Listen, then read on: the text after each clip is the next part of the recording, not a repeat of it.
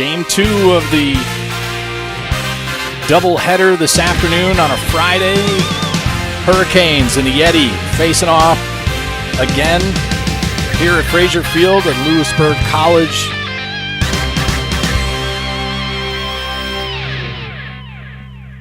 Welcome back if you're rejoining after Game 1. Brent Hines, Danny Babb, myself, Bill Martone, bringing you Hurricanes baseball coverage live from behind the backstop.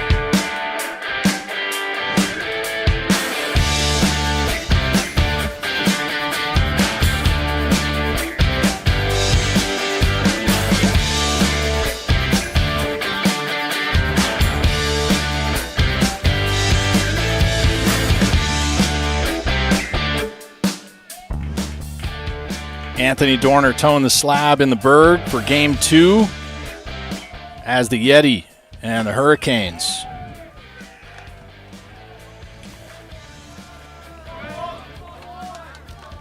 Face off for the 5th time out of 6 total for this season, and the Hurricanes trailing 4-0.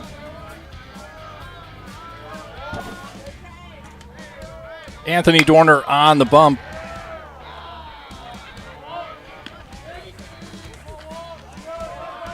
For the Hurricanes. We'll come back to him in a moment. As the pitcher gets hit. The batter gets hit.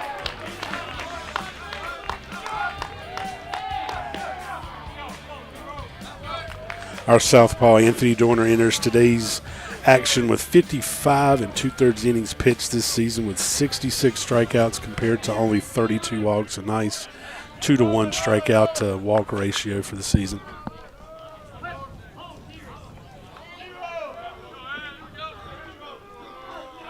One on, no outs, top of the first inning, Game 2. If you're just joining us, welcome back. If you were here for Game 1, welcome aboard. If it's your first broadcast of the day, closing in on about 20 people right now. And Grandma again. Never fails. Top of the first inning, gets a phone call. Somebody's calling her to say, Mom, you're on TV.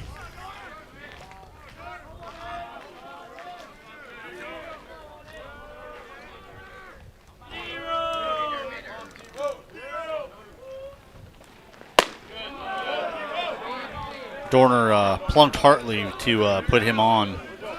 That's going to leave a little mark, I can imagine, from Dorner. Yeah, Anthony checking in north of 6 feet. Probably 225 if I had to guess.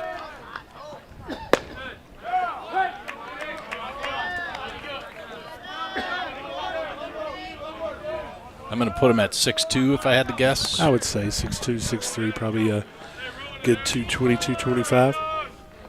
Kind of a menacing figure on the bump. Not the start he wanted to have with the hit by pitch and the 5-pitch walk, but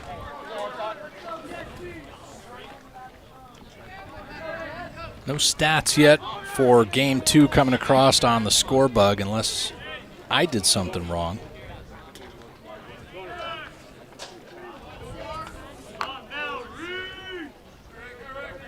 as number 16, Reese Girton, is now batting for the Yetis.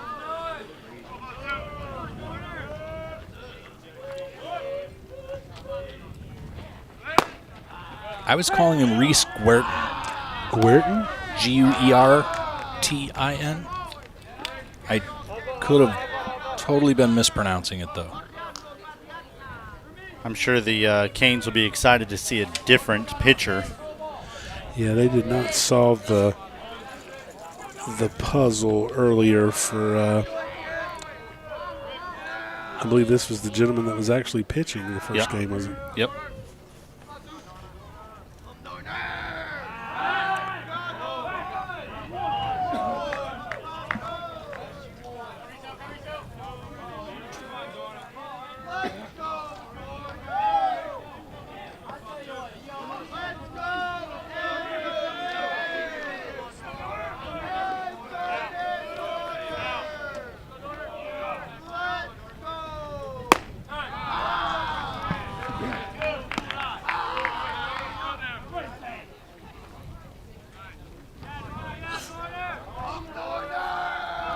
Definitely a lot of support for Anthony Dorner coming out of the Hurricanes dugout. Possibly a voice I'm even familiar with.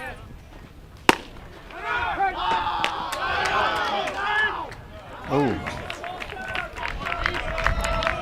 Caught our third baseman a little out of position where he crashed for the bunt. Had to retreat back to the bag for the steal. Gentlemen, just draw your attention quickly to a chat entry in the live stream by Dr. Gary Brown, giving us some gratitude for the broadcast quality all year long. And the next pitch fouled off. 1 ball, 2 strikes, no outs, and runners on the corners. The pleasure is all ours, Dr. Brown. We appreciate the quality of ball we've had here and the access to do this. We're glad to do it. Hit and run, the throw down not in time, and from second base then over to third, keeping the honest people honest.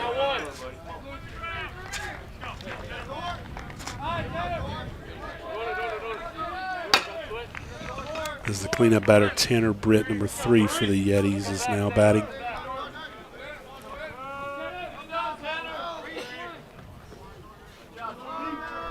One out, and the first pitch just misses beneath the zone.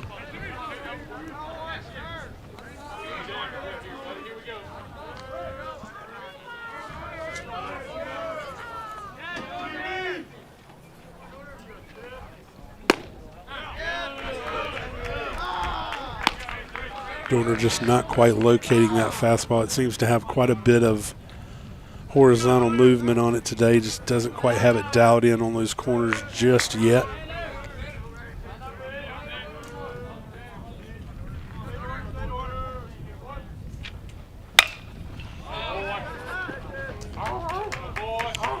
No coverage at first, a run will score. Kind of one of those little tweener plays that just kind of finds no man's land there. Didn't get the coverage from the mound or second base or back to first to cover there. Yeah, both Jace and Reese got caught crashing, and just a little blooper infield single. One out, first and second, chopped to third. Cam Wilson touches, and he'll get the force.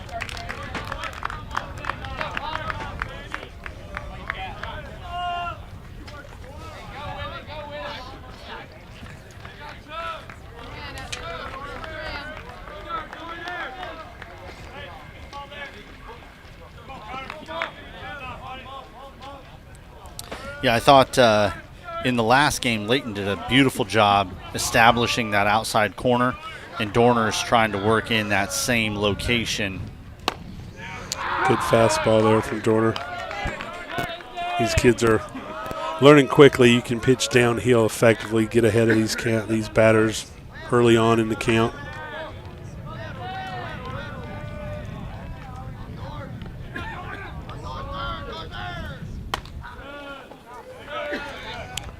Anthony seems to have a good little zip on that fastball today. If he's able to locate that, he can really quiet these bats and the dugout from the Yetis at Cleveland.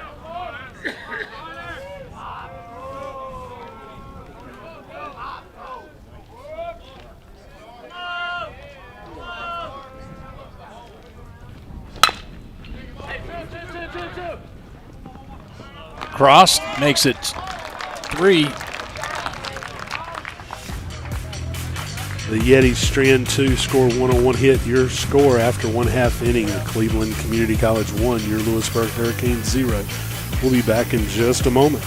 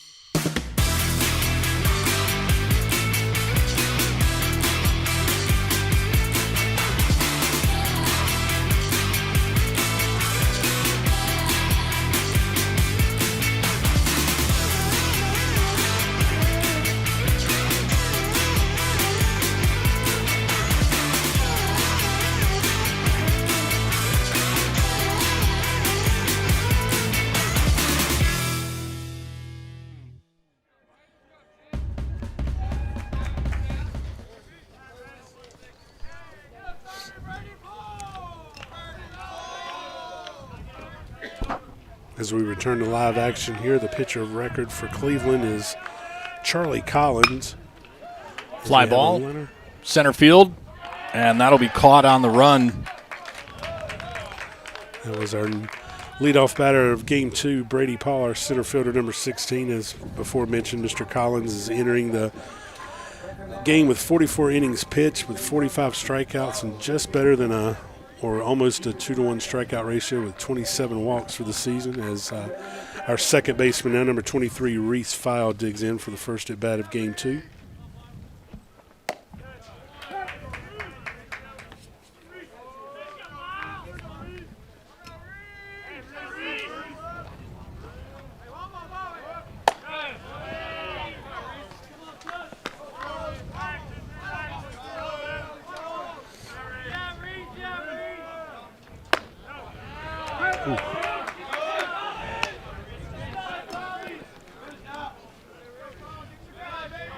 Mr. Martone, your sun disappeared. Not sun, but the sun. S-U-N. Yeah, the skies have closed in on us. Bit overcast and cooler than in Game 1.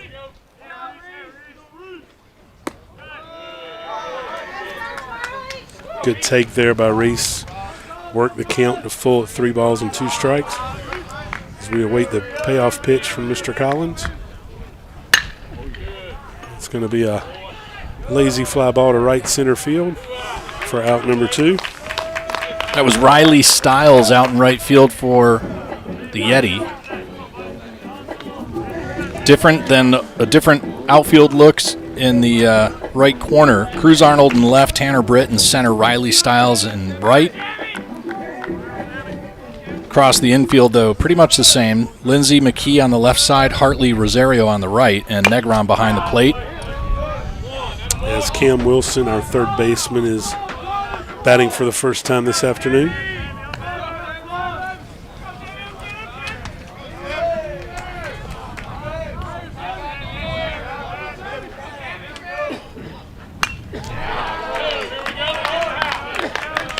Seem to have a little bit of wind noise in the mic there. I believe we're getting some cool breeze blowing out there now. Kind of blowing out and across from center toward left.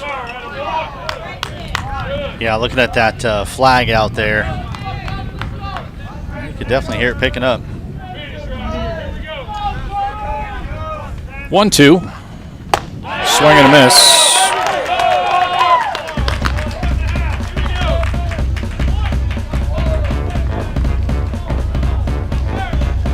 Hurricanes failed to make anything happen in the top or bottom of the first as Cleveland inches out to a 1-run lead. We'll head to 2 here in a moment. We'll be right back.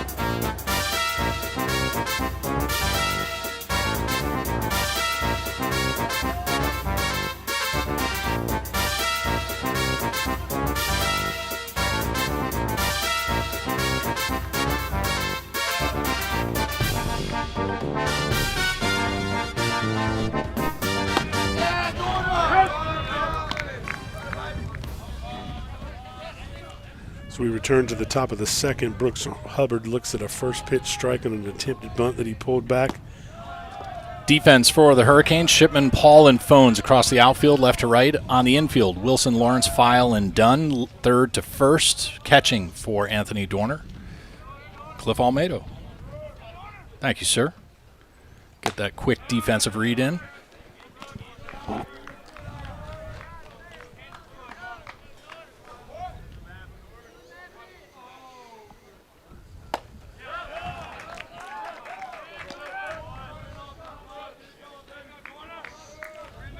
looks to set the pace here to speed up the process. Young man likes to work quick. 5-3 starts off the inning. Now here's the big question, folks. On the board it said that was Brooks Hubbard. Number 5 is whom for the Yeti? Brooks Hubbard is who I have for number 5. Brooks Hubbard on the lineup card, or the official team stat here. So that does not match the lineup that I took a picture of in the dugout of the Yeti. We'll have to pay close attention. Maybe they've already made a substitution. Looks like now we have number 2, Riley Stiles. According to the lineup card here, we were supposed to have number 7, Connor Lindsay, and that turned into Hubbard.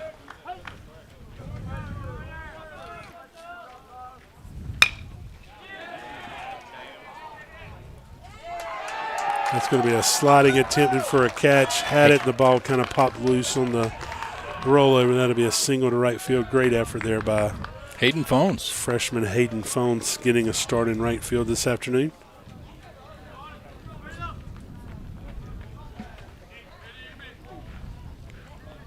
We were talking about Mr. Phones in the first game, saying he's kind of showing, the audience and Hurricanes fans as a freshman what's to come next year as a sophomore. Kid's a good athlete, can play infield, outfield, corner, outfield, shortstop. I believe he is a natural shortstop from high school. Decent pitcher. Nothing really overpowering at this point in his career, but as a freshman, you don't expect him to be throwing 100 at this point, obviously. And I believe even coming off the bench, he's, keep me honest, but batting over 300. Yeah, Second chance for Phones, fly ball, shallow right field. Absolutely, coming in with a .316 batting average prior to game 1 today, so hitting just north of 300, playing good defense in right. Saw him, had the opportunity to watch him play summer league ball this summer. Kid can absolutely bunt with the best of them. So as we get back to the top of the lineup now for the Yeti, this is Walker Hartley. Number 6, Walker Hartley. I believe Mr. Hartley went 3 for 4 earlier with 3 singles, hit absolute darts up the middle in game 1.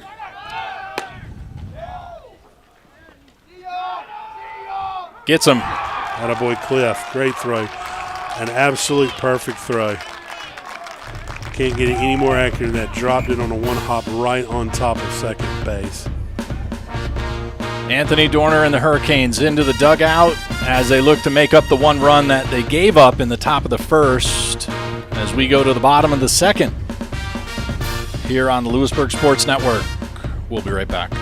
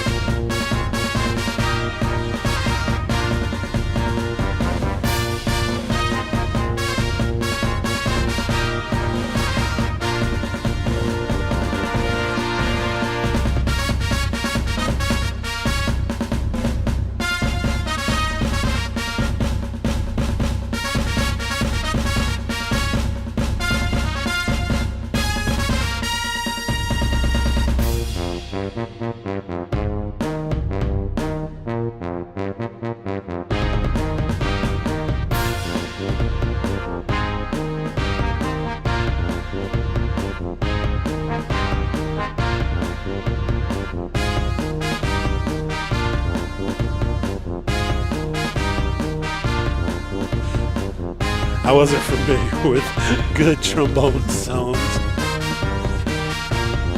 The kids call it kicking, Danny. Gotcha.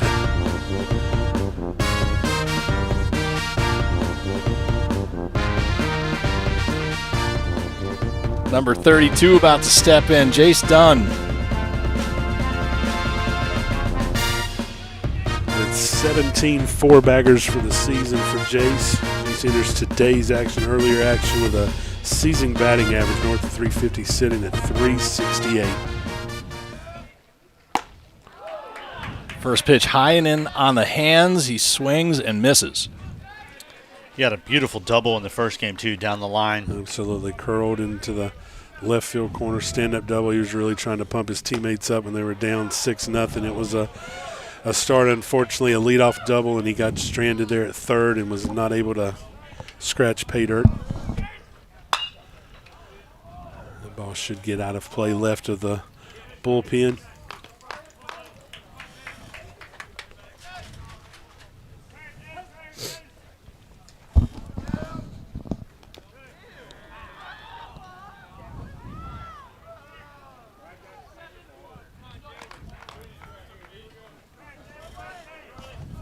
So the Hurricanes go down in order in the bottom of the first, 1, 2, 3. Dunn, Wright, and Lawrence here. That's going to be a seeing eye single through the left side for Jace Dunn to continue the hitting streak. Now our designated hitter, Connor Wright, digs in.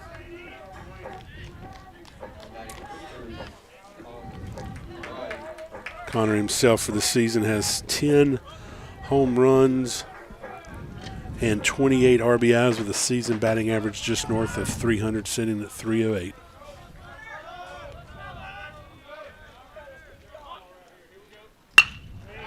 Bullet up the middle there. It's going to drop in. Have runners at first and second here to get the action going in the bottom of the second for your Hurricanes.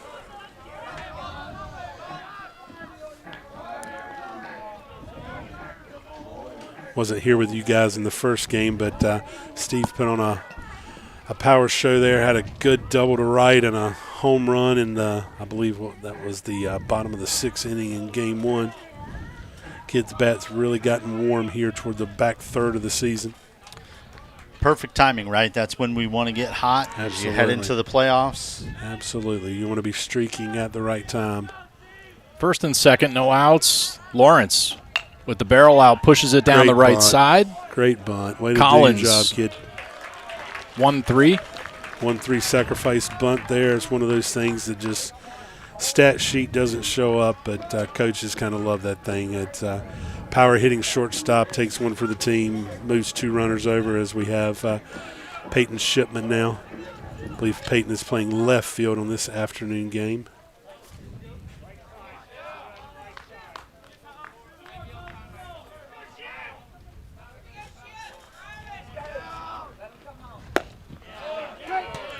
And the first offering finds the strike zone for our home plate umpire, Frank Shirley. Keep looking for him to do a shakedown of the batter as they come up, or the catcher.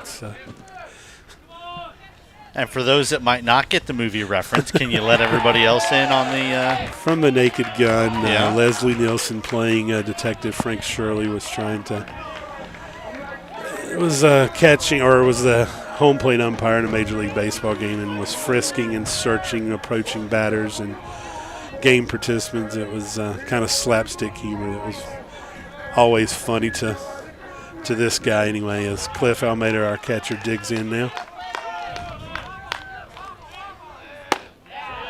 Check swing on the first pitch from Collins, a called strike.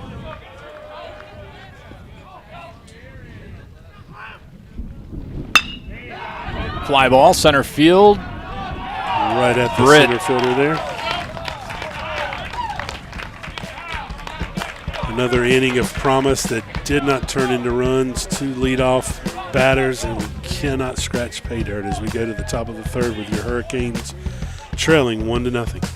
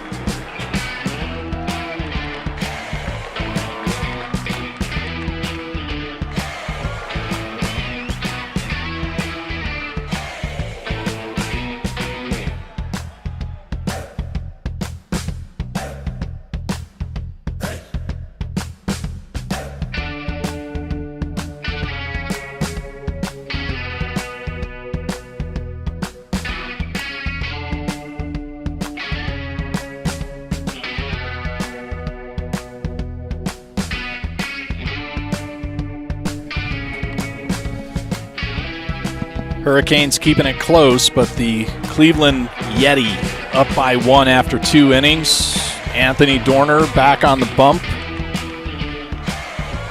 as we're about to start the third.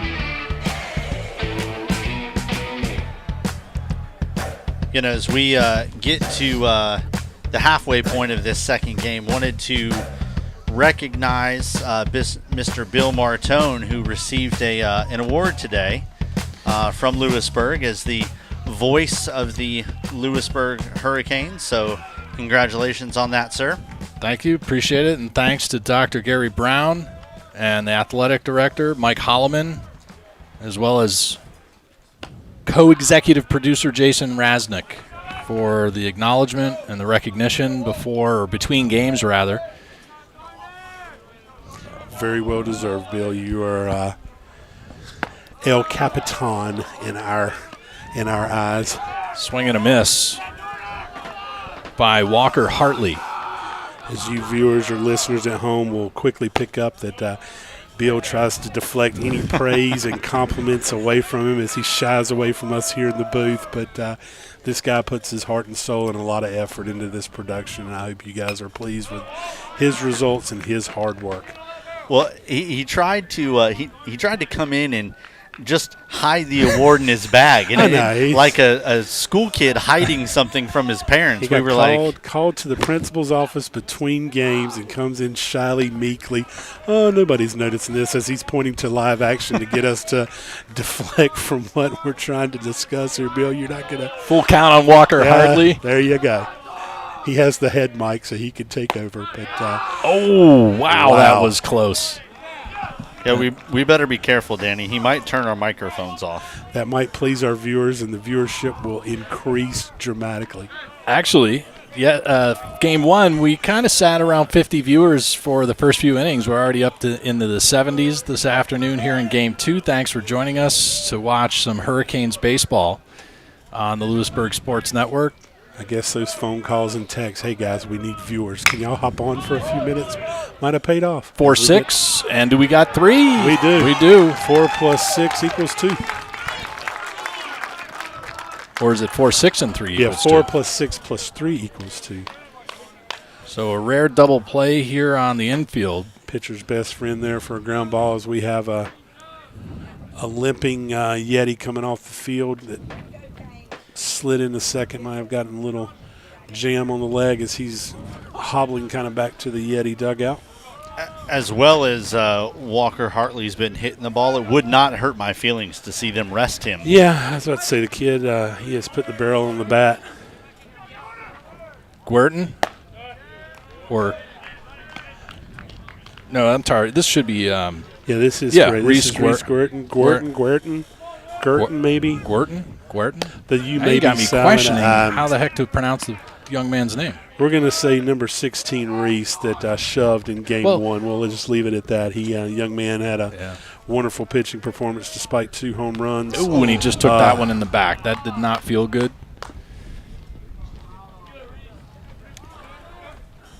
Not a lot of beef there on that back and shoulders there. I know that one, he had to feel that one. We're going to give him a minute to kind of get his bearings and walk that off as Dorner is asking for a replacement ball. Yeah, you want to get rid of that mojo. Tanner Britt will now hit for the Yetis. Making sure I'm saying this correct. Is it Yeti singular or are we Yetis plural for this fly ball club? On the infield, Stephen Lawrence and Reese File. Reese File takes it. Great inning there by Dorner despite the hit by pitch. Good quick work by the lefty.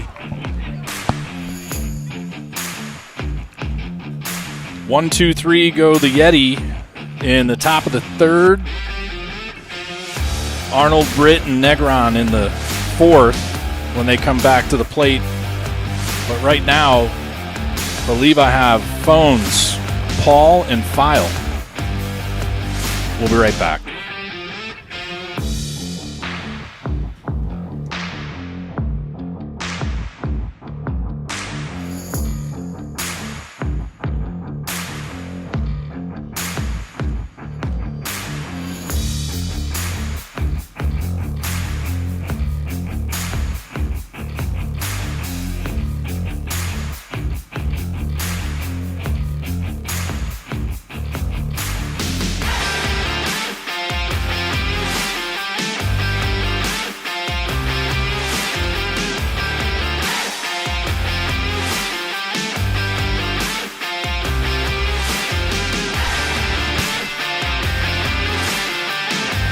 coming back to gray skies here at Frazier Field, and that's not because of the horrific loss in Game 1. That's the cloud cover coming overhead.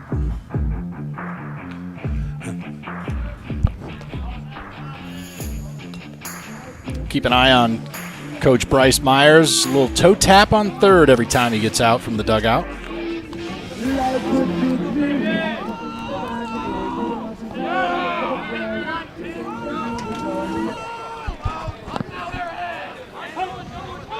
Hayden phones. Looks at a first pitch called strike. You know, we forgot to ask him in between games what's the reference to the music. Yeah, the significance, right.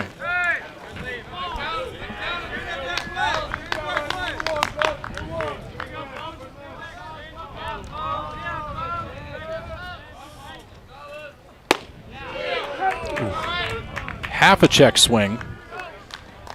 Gets a called strike. 1-2 as the leadoff and bottom of the order for the Hurricanes in Game 2. Slices that one foul. Well out of play down the right side. As we look at those gray skies that Bill mentioned to earlier, I think it's a prediction of what is to come with our game being rescheduled tomorrow, the Game 3 being rescheduled to Sunday at 12 as the lights have now come on here at Frazier Field.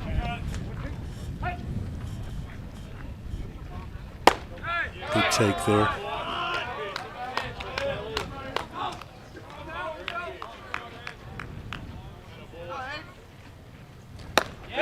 Swing and a miss.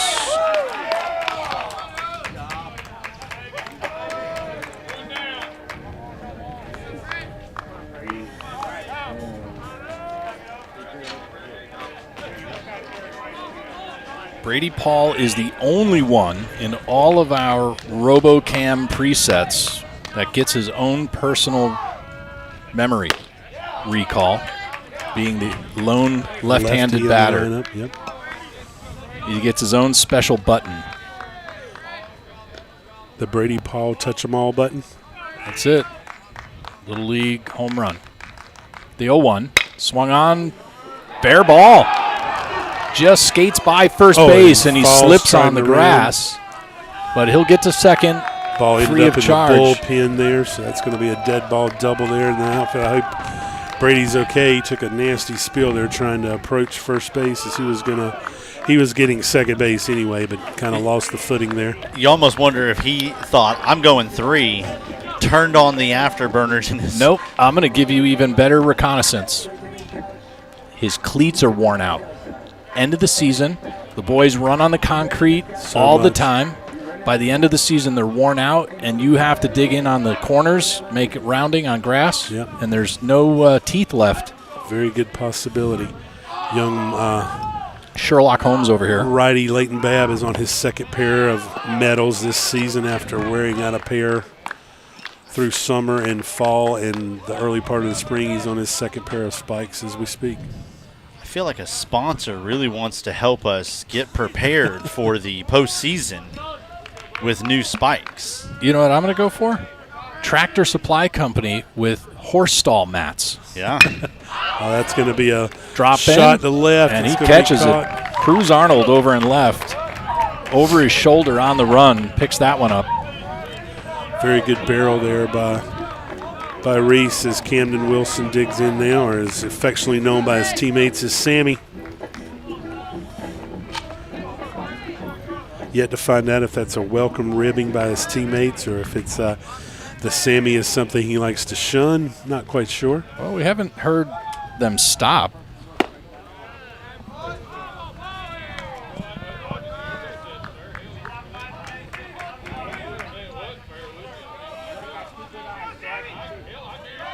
Brady Paul on the lead from second. Collins deals. And that one sheared out of play. I like this new camera guy you've got, Bill. The old guy that tried it for one game was too much of a fanboy that liked to watch action instead of follow action. This the spinning of the camera enhances the broadcast. I had to pay him extra peanuts as a camera operator. He really you negotiated up. To say extra peanuts means that you offered the other guy peanuts to start with, which I don't even know he got peanuts. Collins misses outside on a 1-2 with 2 out and a runner on second. He does have a comfortable chair there, though, I must add. Squeaky chair. 2-2 and 2 and a runner on second. Bottom of the third inning, Canes trail by 1.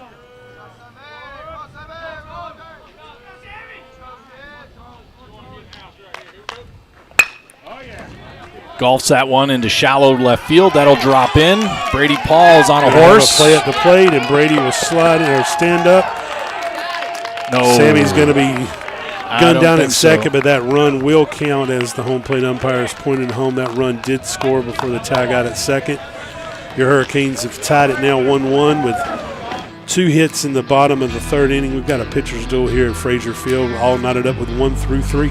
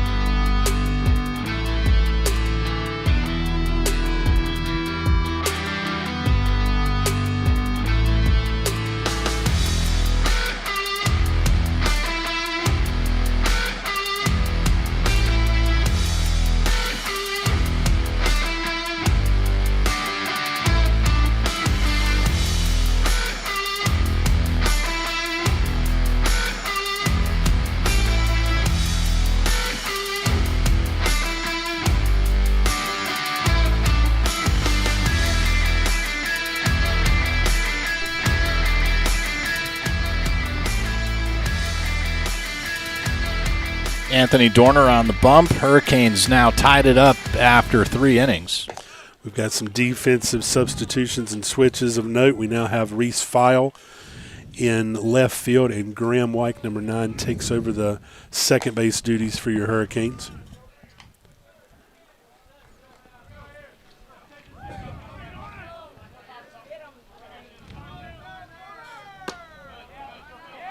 Dorner misses a little outside, 3-0.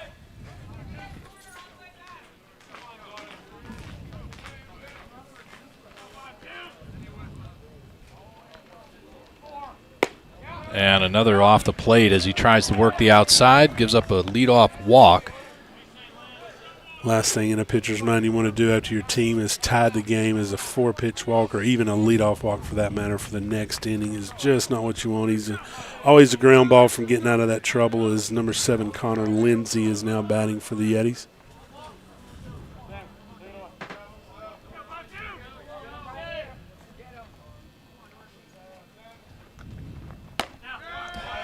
Now, is this wasn't Lindsay the one that they said was not Lindsay, it was someone else? Brooks Hubbard. That's definitely number 7. Yeah, that is. And now it's Lindsay been corrected to Connor Lindsay. So I'm wondering if it wasn't Lindsay all along and maybe just in the lineup of the device that they use to score and that populates our score bug. Maybe they just had the wrong batter in there. I don't know.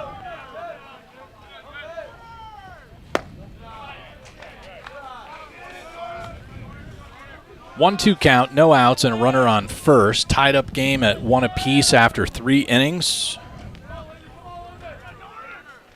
Looks like binary code up on the scoreboard in the stadium. 0-0 or 1-0-0, 0-0-1. I'll take that compared to last game. I'm okay with the lots of crooked numbers. Yeah. I'm okay with the pitching duel. I like a 3-2, 4-3 ball game with great pitching. We don't like football scores on baseball scoreboards. 2-2 with no outs. And a breaking ball bounces and gets away from Almedo as a runner will advance on a pass ball.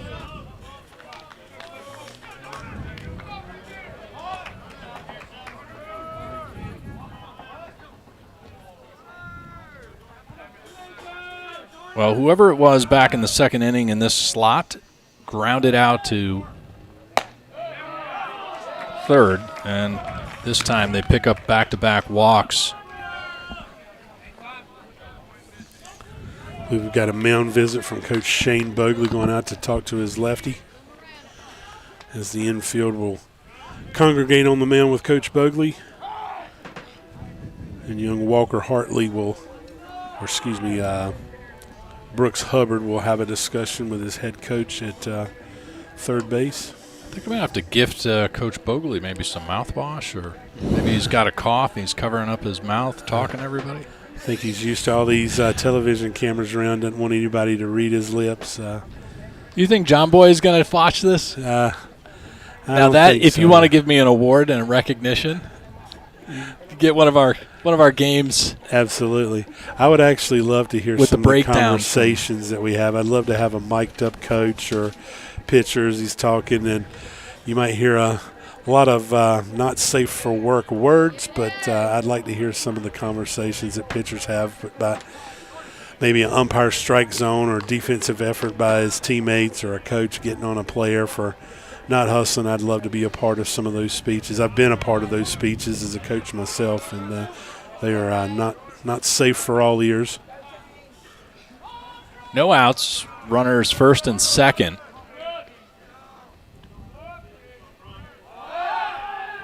And now we have Brooks Hubbard instead of Riley Stiles. So maybe that was the. I'm thinking that the award Bill received between games might have been a little bit premature. Maybe. Yeah, I'm telling you, that's why I didn't want to take any acknowledgement. I just kept deflecting. He knew he was wetting the bed in game two, and didn't want to get his prize. We're not going to take that prize away from you, Bill. Well deserved, well earned.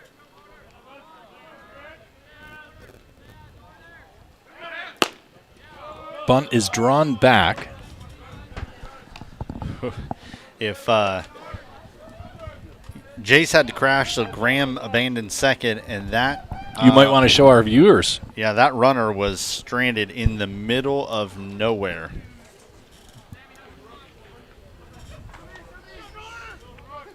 There's Jace Dunn on the right side of your screen, kind of playing in tight. Graham White now headed to first, and the bunt put down on the left side, but that goes foul. As I just call him Cam Wilson. I don't know why. I can't wrap my head around calling him Sam or Sammy. Yeah, myself. I just hear it so much. I pick up on all the lingo from the boys. I always go with the proper names and then let everybody else go with the nicknames.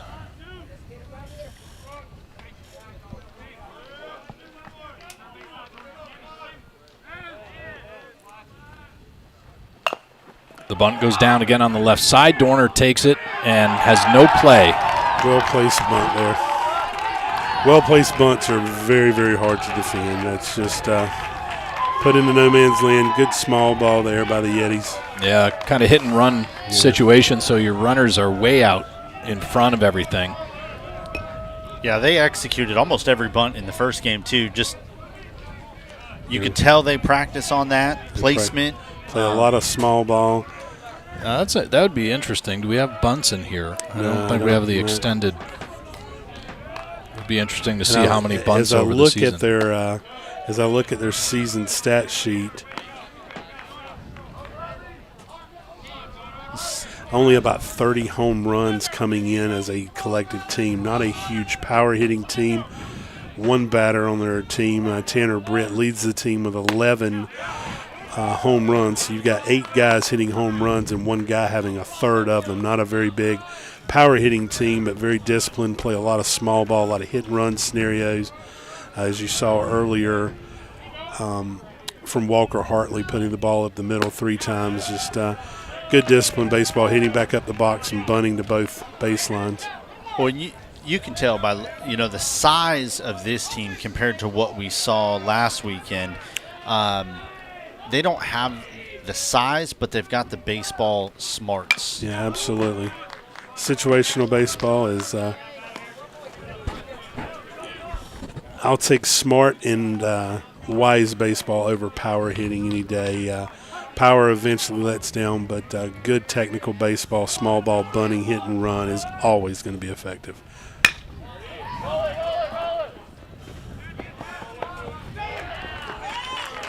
So 1 run scores on an attempted double play, a grounder to Steve Lawrence. We get the force out at second. 1 run will cross, and we'll have runners on the corners now for Cleveland Community College.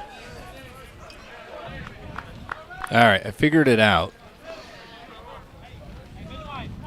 Cruz Arnold, the left fielder, he did get ejected, removed, and he was on the printed copy that I took a picture of in their dugout. But had to be scratched. Had to be scratched, and they moved everybody up 1 Gotcha. and then added in the Brooks Hubbard player. As now we have number 9, Alex McKee, in batting for the Yeti, and I believe he's the 9-hole hitter. With only 1 out here, I'd expect another bunt. Well, our corners are, third base is playing in, and Jace is kind of holding the runner. We have our middle infielders at double play depth here, but I'm sure as Jace done squares at first for Joyner's offering, he'll be kind of semi-playing bunt defense there if anything were to happen.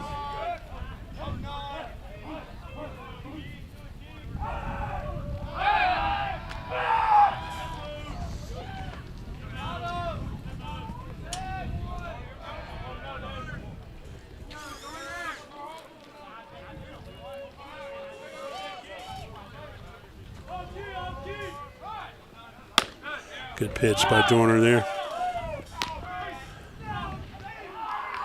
A lot of throw around on the middle infield.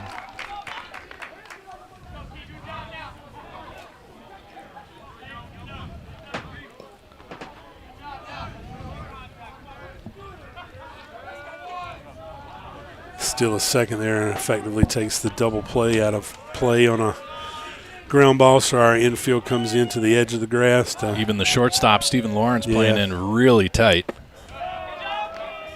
And we got some wind kicking up on our center field camera.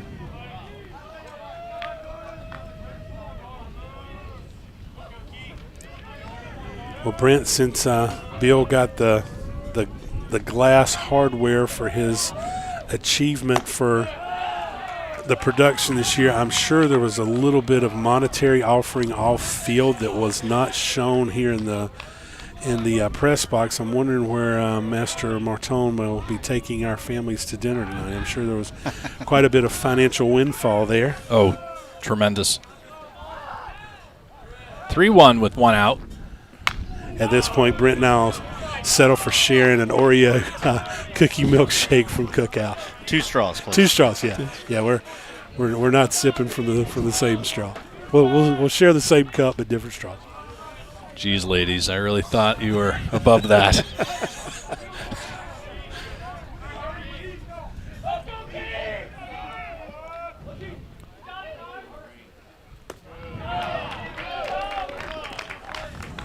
Bases loaded now with 1 out. It'll be 3 walks in the inning for the Yetis as their leadoff batter. Walker Hartley is now batting. And again, going back to last game, we talked about Walker hit the heck out of the ball. I think 3 base hits right up the middle. Absolutely. And I remember I went to the away series at Cleveland, and he had a couple of strikeouts in game 1 against Babb and Martone, but did hit quite a few line drives in game 2. Kid's definitely got a good set of hands, fast hands, good bat. Just line drive, doubled him up. Be a line out to Stephen Lawrence at shortstop. An easy double play there at second base. Just as we mentioned, kid hits the ball in the barrel right up the middle every time.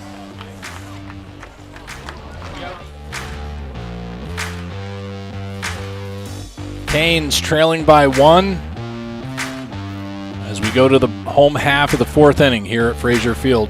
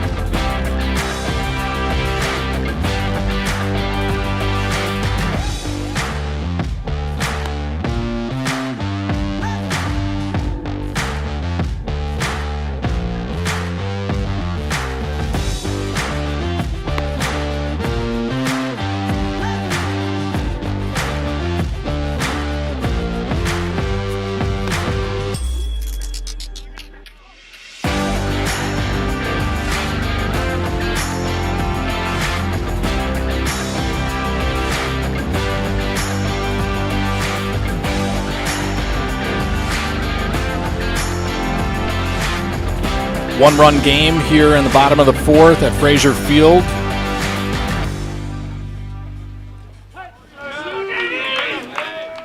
Danny Babb, Brent Hines, myself, Bill Martone, bringing you live action of the Louisburg College Hurricanes NJCAA 2026 spring season.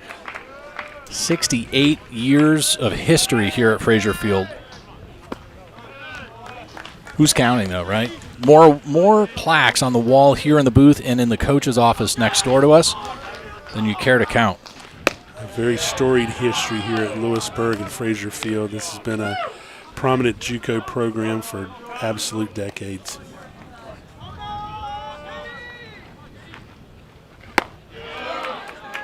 Good change up there that fell out of the zone.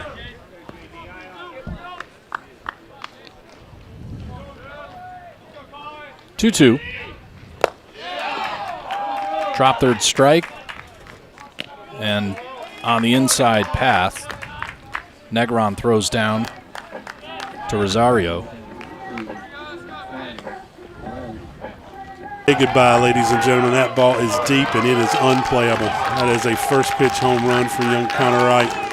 Belt high fastball in the mid-80s that he has absolutely failed to miss. Number 11 on the season for the freshman from Millbrook High School here just outside of Raleigh, North Carolina. It was an absolute no-doubter. As we get a shot of the dugout, we're going to see a celebration. We're going to get the football helmet. We should see a dunk here in the dugout pretty soon. Here we go. Boom. And again, as the hockey Hurricanes make it to round two, where's the slap shot? Well, have you seen this dugout, Brent? The last thing you need is a hard object to be thrown around and a hockey stick. That's an excellent point. Left side, 5-3. Good play there. Makes it 2 outs. I don't know if it was a talk from, as we now have pinch hitting, Graham White is now, we had the defensive substitution earlier of Reese File moving to left, so this will be Graham, who's now our second baseman of record, will now be the pinch hitter for number 4, Peyton Shipman, in your batting lineup. I believe he'll be hitting now in the 7 hole. I don't know if our coaches or players have picked up on something. They're swinging at a lot of first pitches here. Jay's swing and miss. Now Connor and both Steve swinging at pitch 1. 2 out, nobody on. Popped up in an elevator shaft, but that'll get out of play before Negron can get to it. Sounded like it was right out our door on the catwalk. I think we're seeing a pattern here where this pitcher has thrown first pitch fastball the last 4 batters, and our guys are jumping all over it. Our Starlink is still intact, and the next pitch, kind of a looping like a little 12-6. Yep.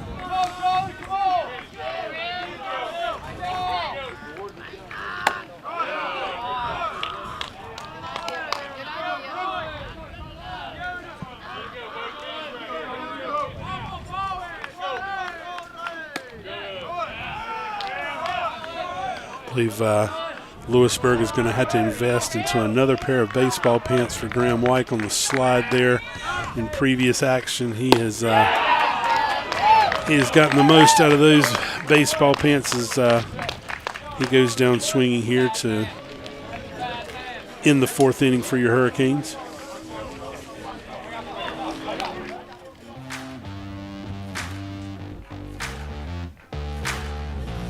Tied up 2 apiece after 4 innings at Frazier Field. You're watching Louisburg College Hurricanes baseball on the Louisburg Sports Network. We'll be right back.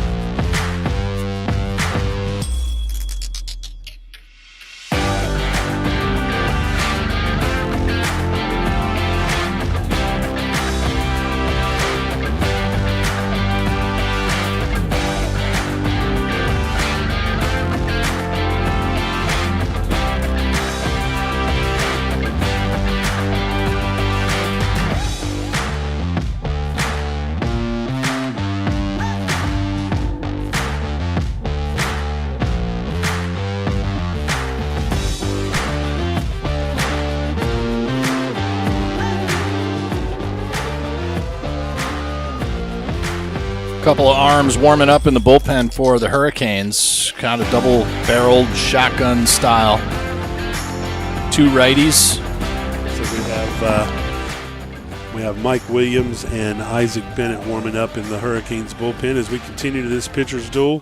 Knotted up at 2 runs each here in the top of the 5th inning.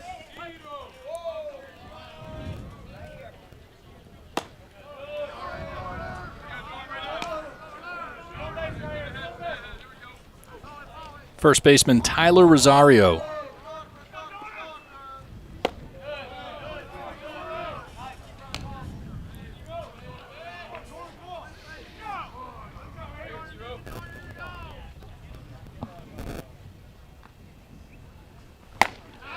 Swing and a miss there. Good high fastball there on the swing and miss.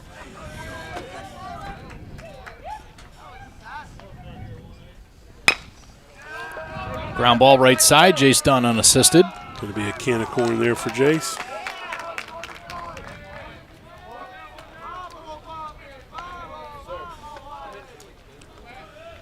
I believe we have a pinch hitter here now for the Yetis, number 33. I'll try to get some information. Looks like Wyatt McSwaim is now pinch hitting. Bill, you had to give us an update on who he is hitting for. Reese Guertin. Okay. Guertin. That was our pitcher from the game one. And remember, he took a ball right in the back. He did, yep. Hit by pitch. Thank goodness you said back. I thought you were going to go somewhere else.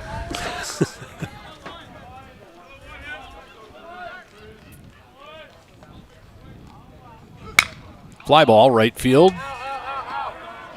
Hayden Phones gives chase but gives up as he gets to the foul line.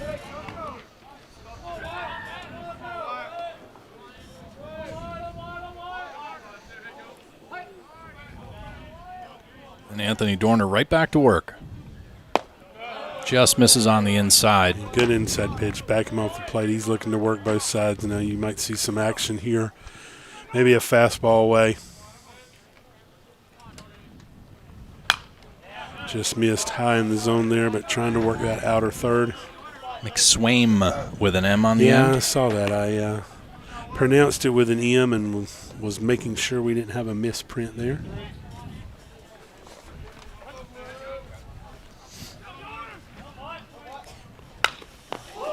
Ooh, low and inside, and he golfs that one into his own dugout. That was a defensive swing, I believe. Yeah, swing or be hit by it, one or the other. Oh, boy, here comes the rain, kids. You can just pick it up on our third base RoboCam pointed at the Yep, seeing a lot of umbrellas pop up in the stands, and some people are going to be heading toward vehicles. Some of our students here from Louisburg are going to probably call it an afternoon. bail, huh?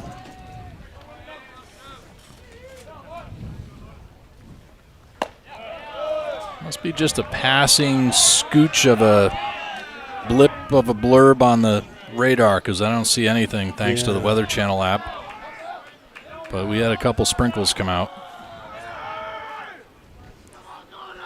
Full count goes to the backstop, I'll presume with a little moisture on the old rawhide.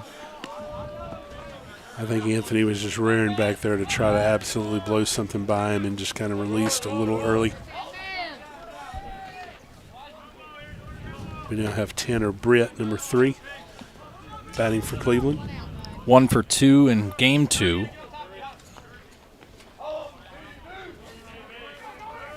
Britt had plenty of productivity of his own. Swing and a miss. That's why I like to see Anthony come right at him. He tries. Sometimes will throw some sliders and some changeups there where I think he could really just step on the gas and overpower somebody.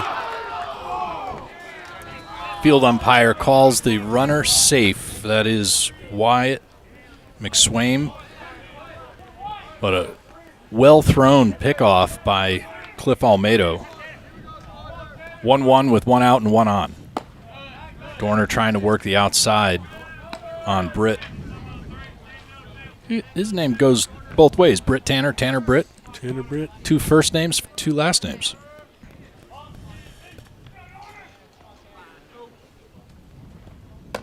high and away. 3 balls, 1 strike on the stadium scoreboard, please, and thank you. 3-1, 3-1, 3-1. There we go.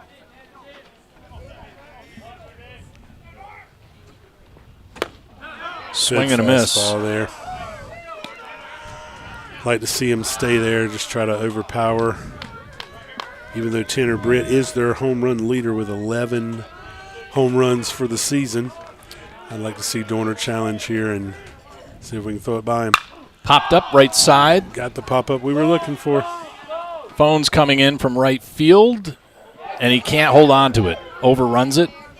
The throw to second is going to get him. Will be a 4-6 put out on the air by the right fielder, but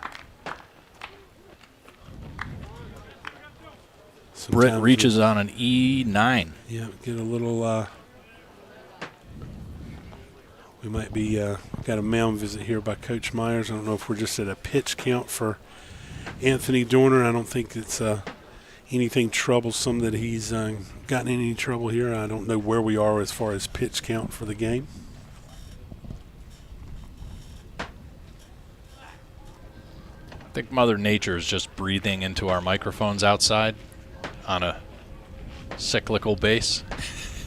I'm thinking it's us, but now I'm thinking it's out there. I'm watching the two of you, and I'm not seeing either of you like huffing and puffing. I'm holding my breath, and I'm still hearing.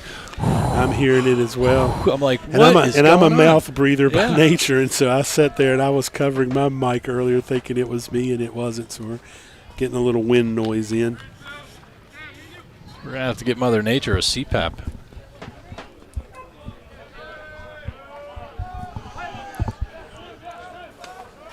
See if Dorner can be effective here after his mound visit by head coach Myers. Jumps right on it with a fastball over the outer third of the plate. I'm wondering if Coach Myers said the same thing that we, were thinking up here. Just, hey, come right at him. Absolutely. Just go get him, kid. Throw down. Absolutely. Woo. Wow. I question the call there. That must have been a missed tag. Yeah. It looked like it was right on the money, but I'm liking what I'm seeing from Dorner here nonetheless on the steal. He's jumped right back on at 0-2, just attacking this kid. I think we'll see more of the same here. Chopper to short. 6-3. Great inning by Dorner. Good work, kid. Attaboy.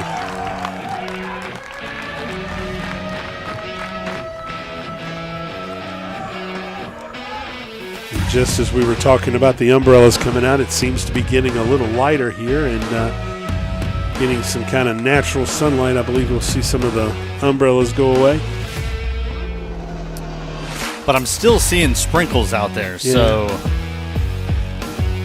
But nothing's showing on the radar. It's just something kind of that's popping up as we will head to the bottom of the fifth. We'll see you back here after the break.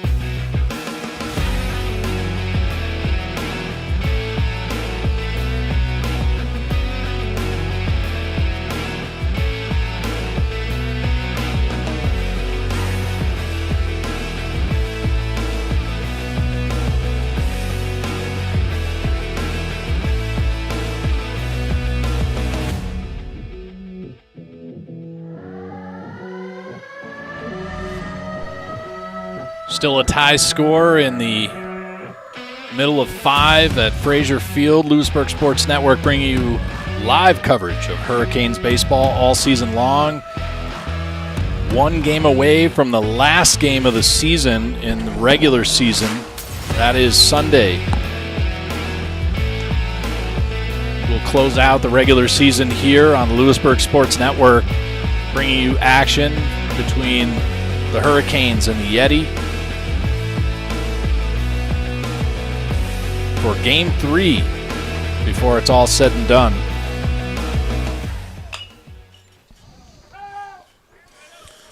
Swinging on the first pitch by Cliff Almeida. We'll start the count with 0-1. As our right fielder Hayden Phones is warming up on deck.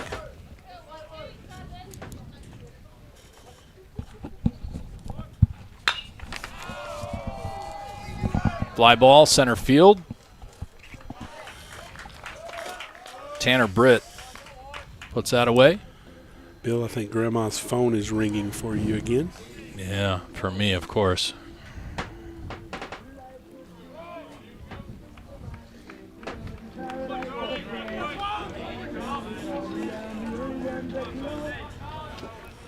To my dismay, ruining my audio productions. Phone struck out in his first at-bat.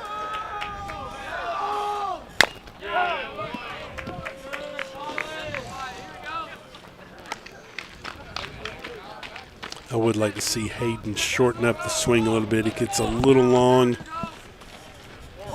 1 ball, 1 strike, 1 out. Second batter of the inning. Almeida just flew out to center field.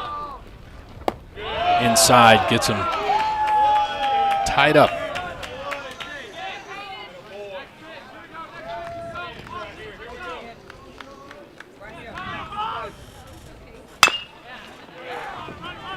Chopper to short, 6-3. Rosario comes up with it. Good play there. That was a good pick. Yeah, absolutely. Played it on the short hop at short. Short throw to first, but a great dig. As our leadoff batter, center fielder Brady Paul now comes to bat here in the bottom of the 5th.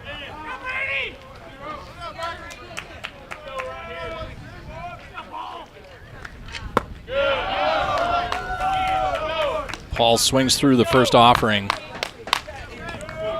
from Charlie Collins. That one was coming right to us. It felt like it was like skee ball. Yeah, sure was.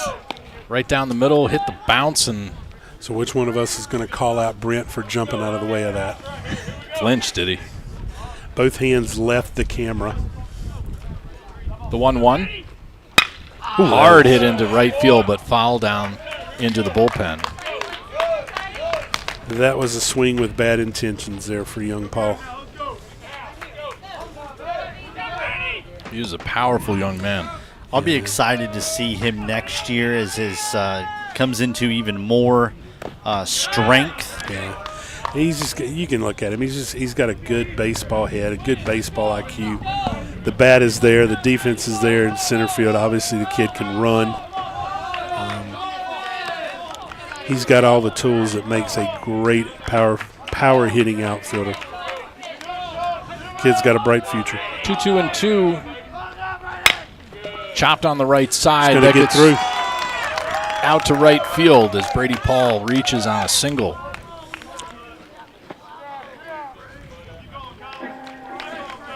And you may not realize, I mean, even a ball like that, it's hit harder than it looks. Correct, because that second baseman can't cover that. No. And so it's it may just look like a ground ball. It's just hit harder. Hit hard with heavy top spin, and that second bounce really jumps forward instead of up.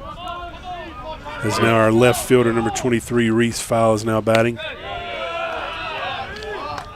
I'm shocked we didn't get a swing there. I believe that was about 7 batters in a row that he's thrown a first pitch fastball to, and all the guys have been swinging at it. Good little discipline there by Reese for low in the zone.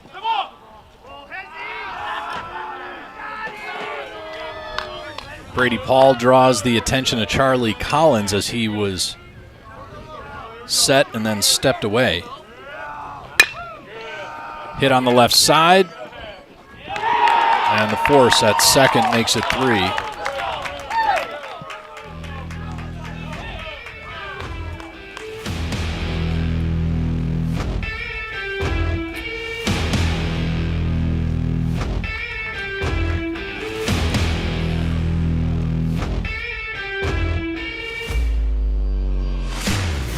Tied up at 2 as we go to the 6th. We'll have a pitching change for you here momentarily when we come back from break.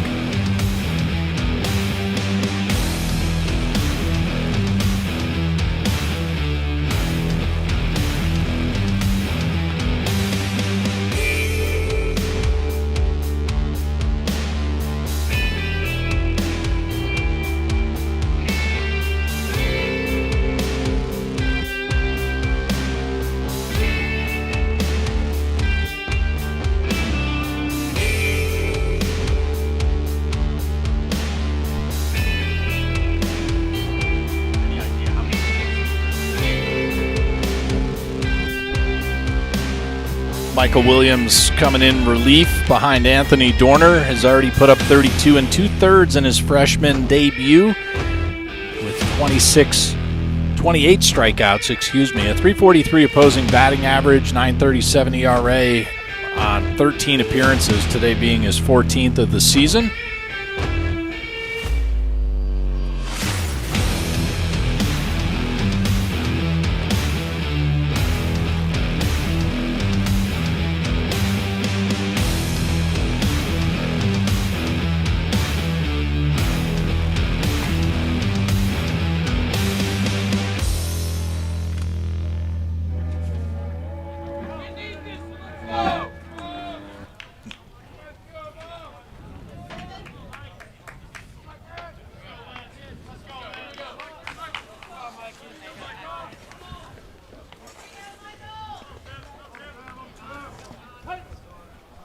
Connor Lindsay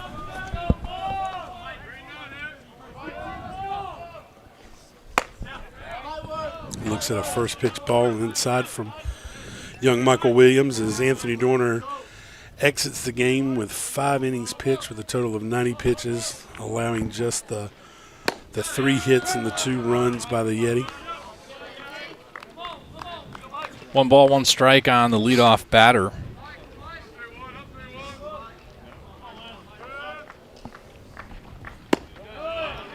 Oh for 1 with a fielder's choice and a walk.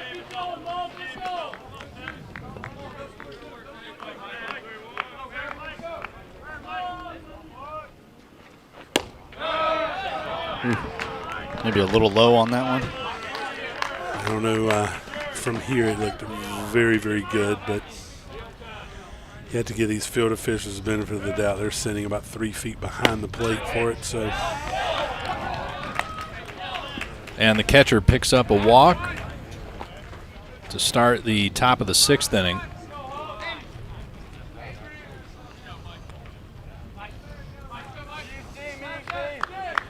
Is now the left swinging number 5, Brooks Hubbard, now is batting.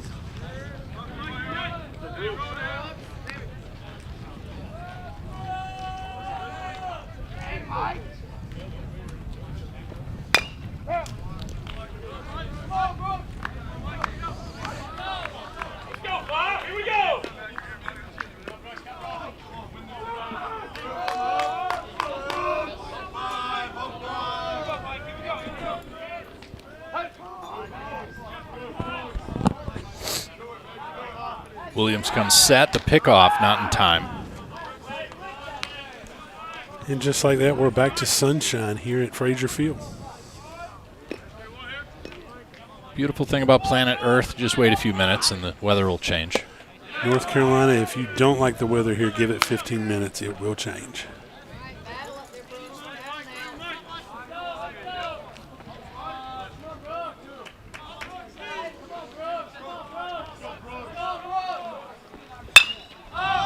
Popped up left side, Cam Wilson loses it. Stephen Lawrence picks it up behind him. That was a nice call off by the left side. He's moving to his right there, and Cam Wilson having to kind of backpedal there. Your shortstop is your captain of your infield, so he's going to call off anybody that he thinks it might be an easier play for himself. Good play there by Stevie. As we say hello to Mr. and Mrs. Lawrence back in Pittsburgh or PA. Hope to see you guys soon. I know Trudy chimed in Game 1. I just saw my father chiming in as well from Florida. We've had all the usual suspects this weekend or this Friday afternoon watching remotely. Always appreciate everybody's viewership. Good afternoon to you, Papa Martone. Hope you're enjoying the broadcast today. You'll be proud of your young lad with his new hardware for all of his production awards for this season for Louisburg. The 1-0. Just a bit off. You know I will not acknowledge those sentiments. He just keeps on rolling. Yeah, I've given up now. Styles at the plate, and We'll give up Lindsay on his at accolades, first. Brent, but we will not turn down that dinner invitation for Cookout? well. Shake? I think we can keep shaming him into Johnny Bowles or something here, a steak, burger, something somewhere. If we get to 200 viewers on the YouTube broadcast, he's going to guarantee our dinner tonight. So if you folks can call a neighbor and get some viewers here, we'd love to get that meal on Bill Martone tonight. I think 210 for 210 Nash should be the number. There you go. I like what you're putting down there. I think Bill is nodding in agreement here as he's polishing off his award. We'll take advantage of that if we can get to 210 viewers, folks. Call Aunt Linda, call Uncle Ronnie, and the neighbors, and get everybody logged on to the Louisburg Sports Network here on YouTube. Runners first and second, 1 out. We do work cheap here, but we are not shy about begging for free dinner. Alex McKee, the bottom of the order for the Yeti, steps in. 0 for 1 on game 2. Great pitch. Good slider over the outside part of the plate. Michael Williams now finds it twice. Back to back. There's those runners at first and second. Love to see a good ground ball here to the middle infielders to try to turn 2 to end this inning and shut down this threat. Hard hit, but foul down the left side.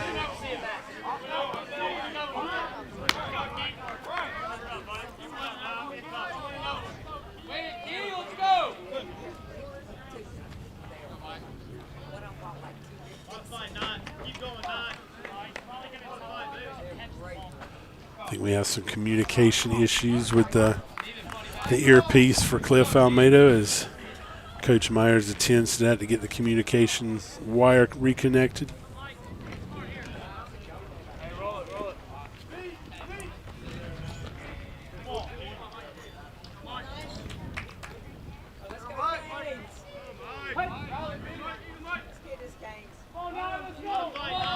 The 0-2 with 1 out and 2 on.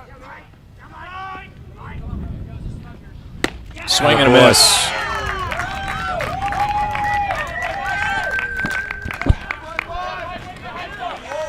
You could tell Michael Williams wanted that. He was very pumped and excited on the strikeout. I don't know if it was thinking that ended the inning. Had me fooled. Yeah, it looked like he was heading toward the dugout, but I was starting to push all my buttons. Still have 1 to go here, but glad to see him celebrating that. That was a big out now. Yeah, I like to see that emotion for sure. Absolutely. Good first pitch fastball. Mike looks really, really comfortable and settled in as Walker Hartley, their leadoff batter, digs in.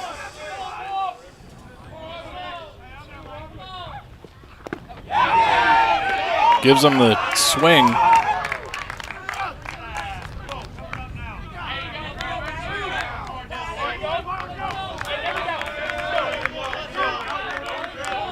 With a 0-2 count here, the whole world is his oyster here. He could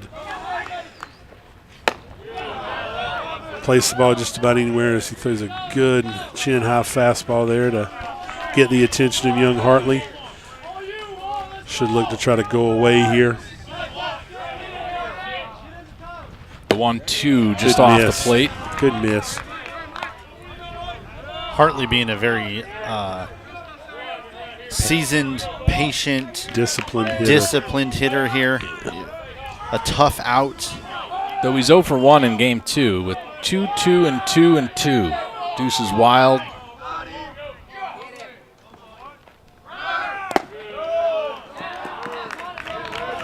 No coverage by Cam Wilson down at third, so that'll let at least the 1 runner advance unattested.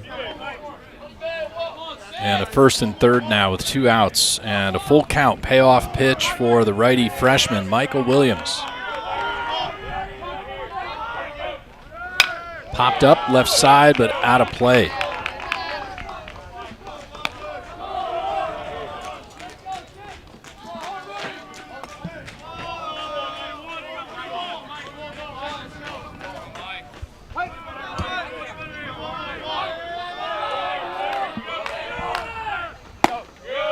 And he loses him, fills up the bags.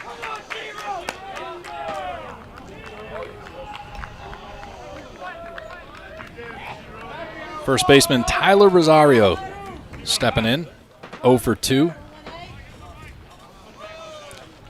So he'll get some instruction from his head coach down at third base. We'll get a mound visit by Coach Shane Bogley. No cover up on this mound visit. Very intense face on Coach Bogley, pointed directly at Michael Williams, trying to pump him up, get him psyched, nose to nose.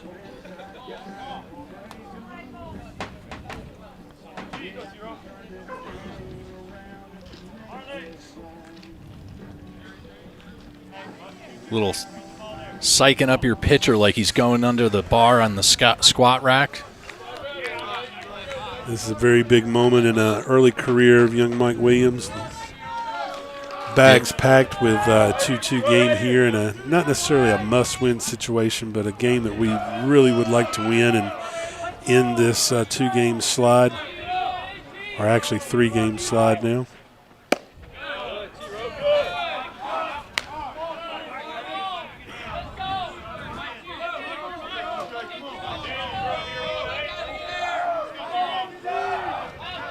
Two out, bases loaded.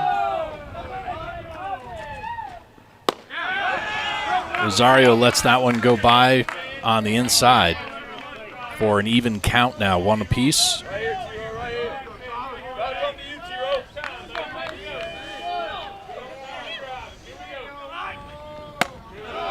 Just under the hands of the first baseman.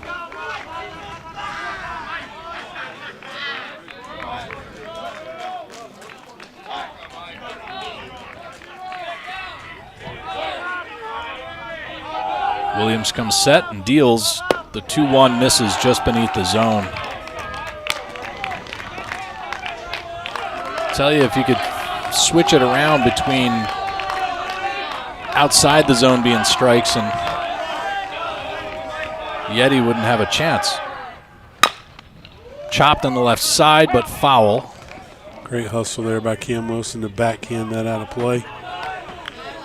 The runners will be in motion here once Michael commits to coming home, and we've got a 3-2 count with 2 outs here in the top of the 6th with the bags patched. A very big moment here for the young right-hander.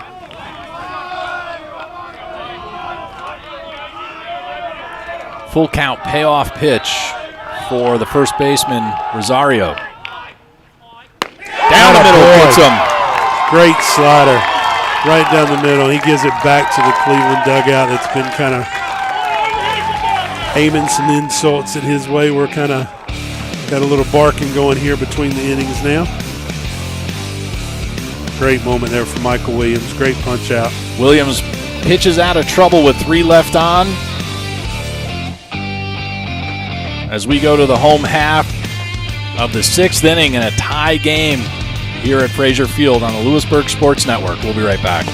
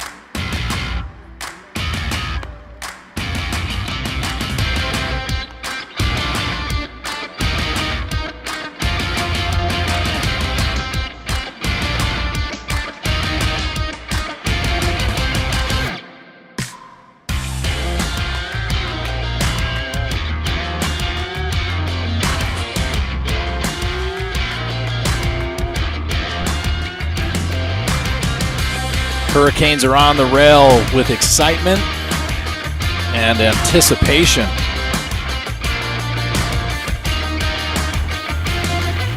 After Michael Williams just beautifully pitched around a lot of trouble. Hopefully that'll be a big confidence booster for young Michael Williams. Doesn't need a lot of confidence, but that's always just a a great reminder of what he can reach down and find inside and can pitch around some troubled spots. Yeah, that'll keep you coming back.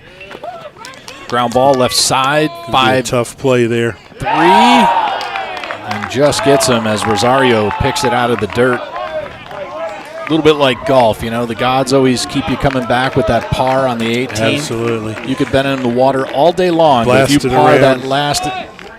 Blast it around all day, get up and down for par, break 90. Hey, I'm ready to come back tomorrow.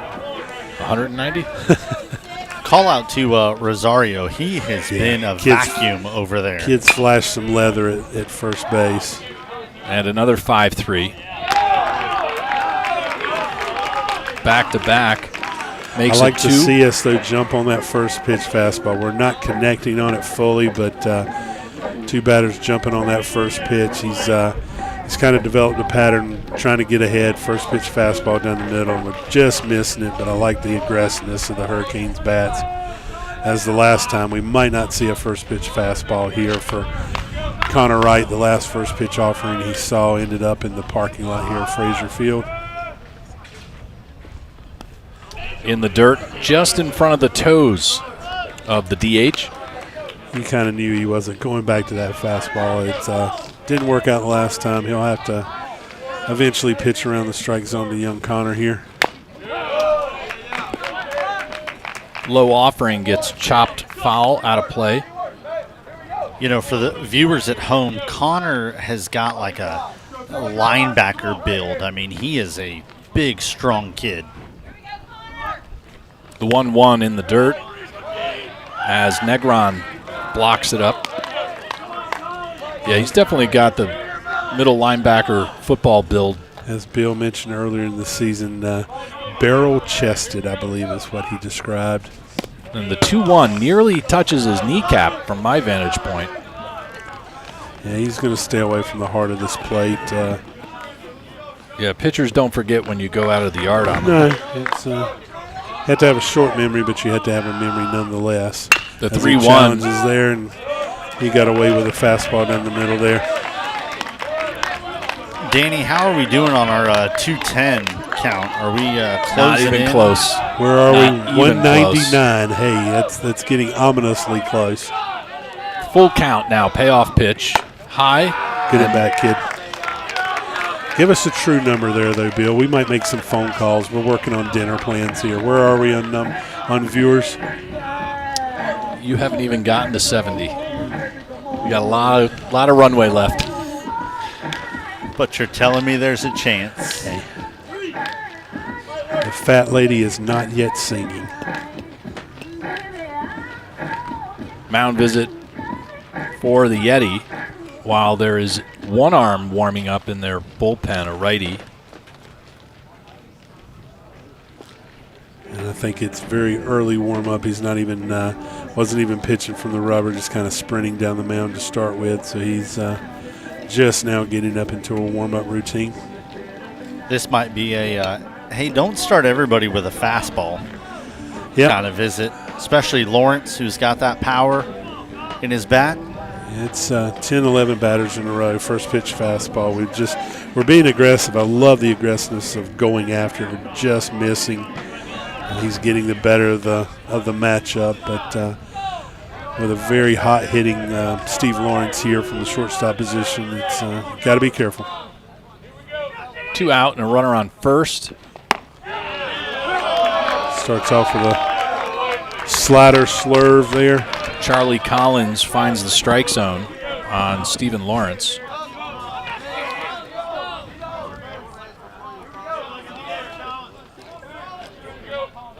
Oh, 1-2.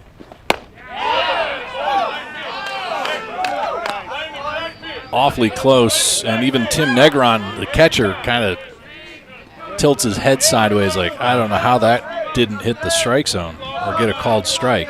1 ball, 1 strike, 2 out. And not going to give it back there either. Charlie Collins getting frustrated. He's looking in like, man, you got to be kidding me. There's some voices of displeasure here behind home plate for the Cleveland faithful. Some of the fans are barking the very same sentiment. 2-1. Fly ball right field. Connor Wright tries to get the third.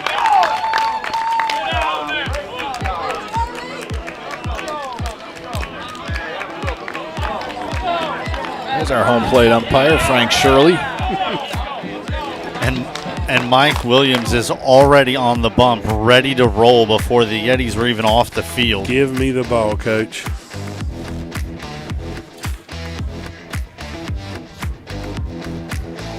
Tied up as we go to 7.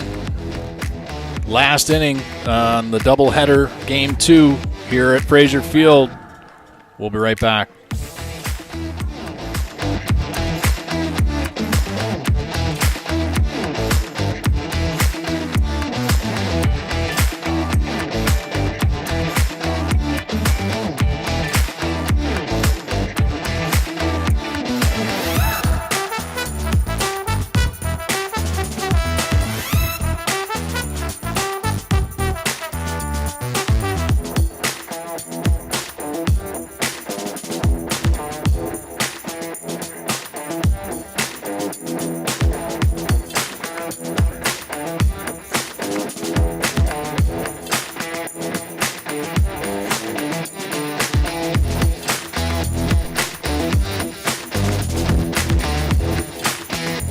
Sun is struggling to peek through those clouds, but likely not going to happen before this game is over.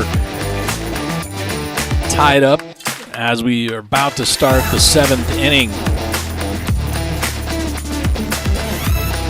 And Michael Williams looking to ride the adrenaline that he closed out the last top half inning with, after pitching out of trouble with bases loaded, 2 outs.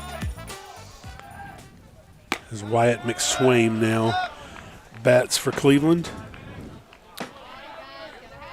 I've noticed the last couple times that Williams has pitched, he's changed his windup a little bit. Fly ball to Hayden Phones in right field.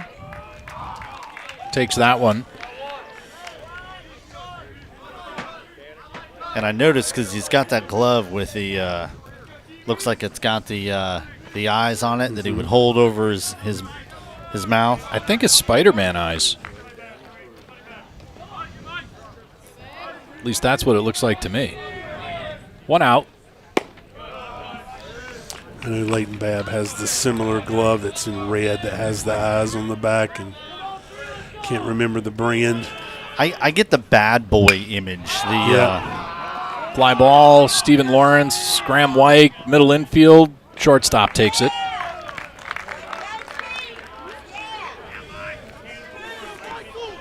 As young Michael Williams looks to make quick work of this Cleveland batting lineup, as we now face number 13, Timothy Negron, the catcher. He's had a great game behind the plate, throwing out some runners in game 1 and shown a lot of flash behind the plate with the glove. Quick read, this copyright telecast presented by the authority of the Louisburg College baseball team may not be reproduced or retransmitted in any form, while the accounts and descriptions of this game may not be disseminated without the express written consent of Louisburg College baseball.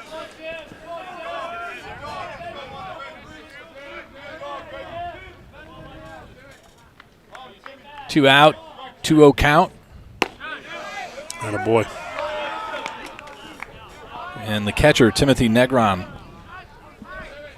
lets one go by. 2-1.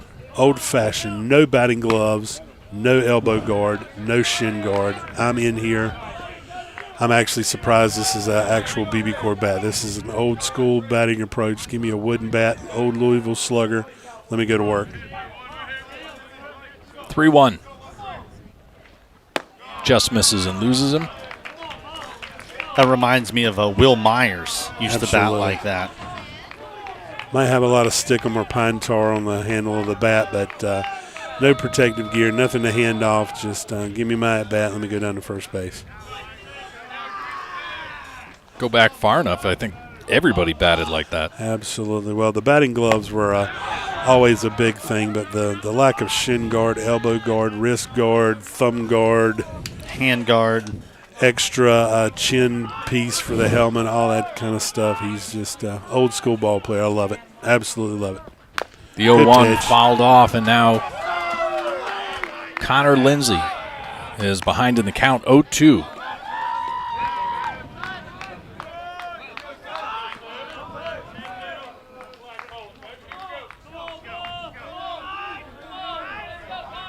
Williams comes set on the 0-2 and deals. Swing and a miss. Boy, Mike. What a good kid. Get some celebration there from Cliff Almeida pumping up his pitcher. Very good inning there for Michael Williams.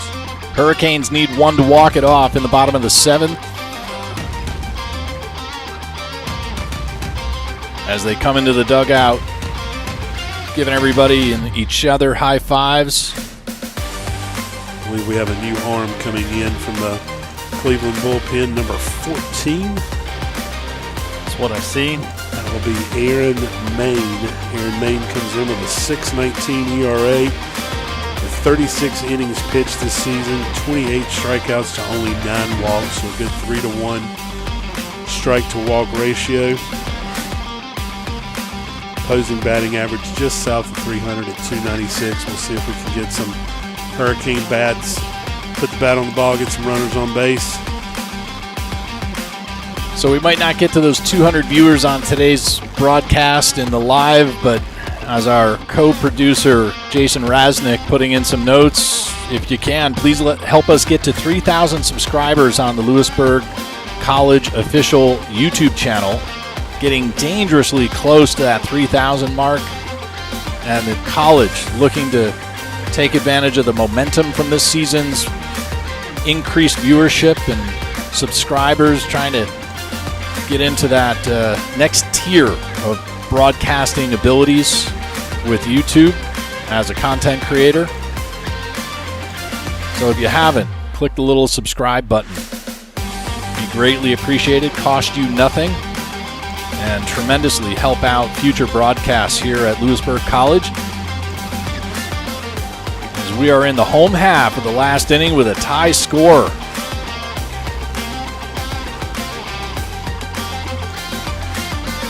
Graham White stepping in.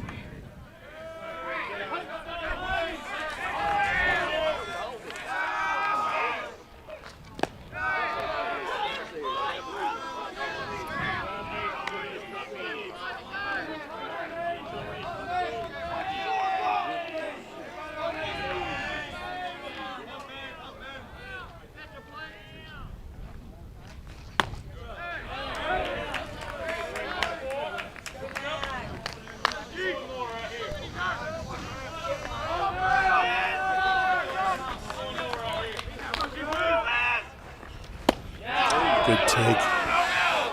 Very close. Good discipline take there for the slider over the just missed outside.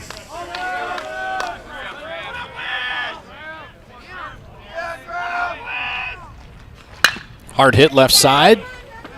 Backhanded. 5-3.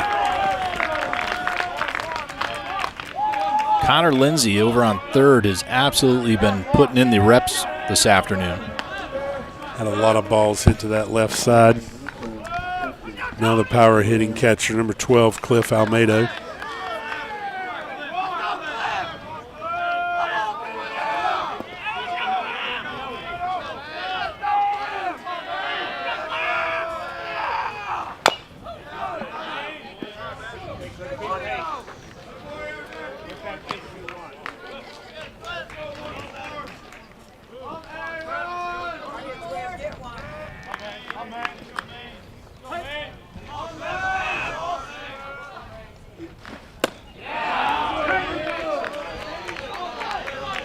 Oh-2 count now on the catcher and the second batter with Hayden Phones, the right fielder, in the on-deck circle.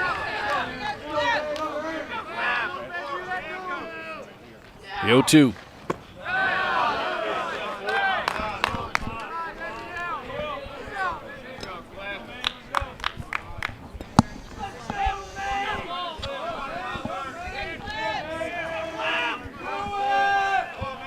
The 1-2. Good take, going away. Great take. Aaron Main just misses and doubles up the count now, 2 apiece with 1 out and nobody on. Tie score, bottom of the 7th. This is a 7-inning game unless it goes to extras. And way out, off, and into the far side box. As Cliff has now worked the count full at 3 balls and 2 strikes.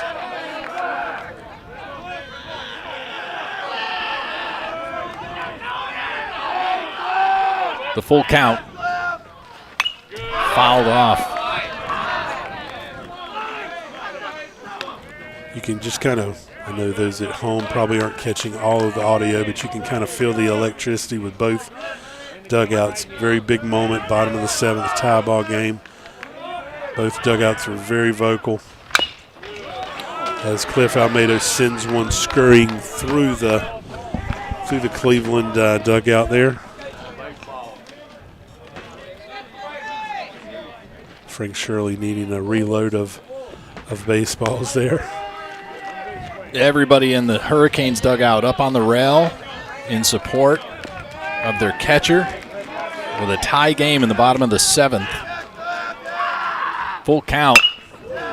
Soft fly ball, right field. That's going to drop in. And Cliff Almeida reaches with 2 outs. 1 out there, Bill. 1 out. Thank you. With the right-hitting Hayden Phones, today's right fielder now batting. We might see a pinch runner here for Cliff Almeida. Not quite sure. No pinch runner at this moment.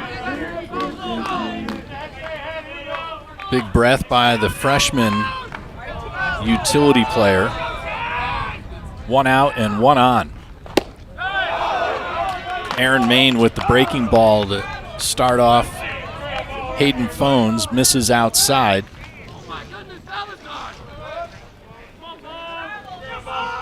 And a 1-0 count now to the outfielder.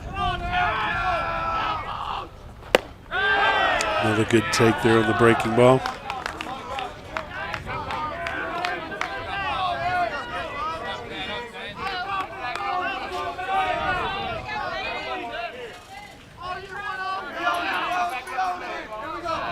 Two-0 count now with 1 out and a runner on first.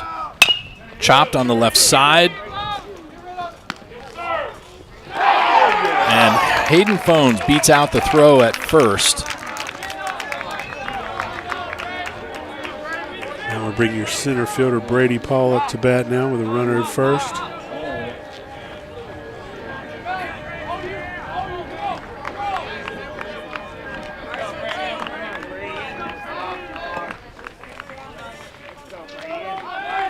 Two out, a runner on first, and the center fielder Brady Paul at the plate.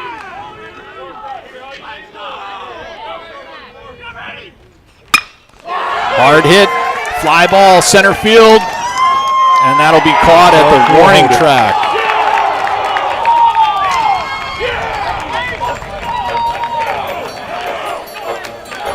You know what that means, folks. We're going to extra innings here at Frazier Field.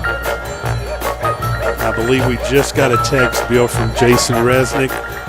We haven't not quite reached those 3,000 subscribers, but we do have an instant message here that since we go into extra innings, you are buying our dinner tonight since we're working overtime. So we thank you so much. Thank you, Jason, for that message. And thank you, Bill, for the dinner offering. I will not acknowledge anything. Brady Paul going back out to center field after flying out to deep center field right at the track. It had everybody's heart up in their throat as we were looking at a potential walk-off. There's Reese File going out to left field.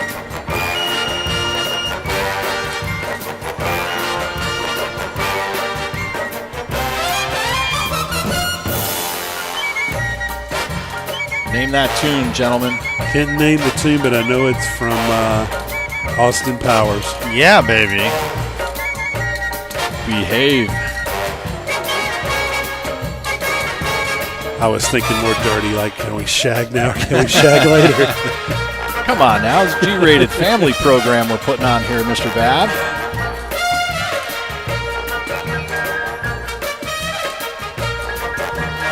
Now let's test our audience. Who is the composer of said music? Oh, I know this because he mentions it in the. Did he mention it in the movie?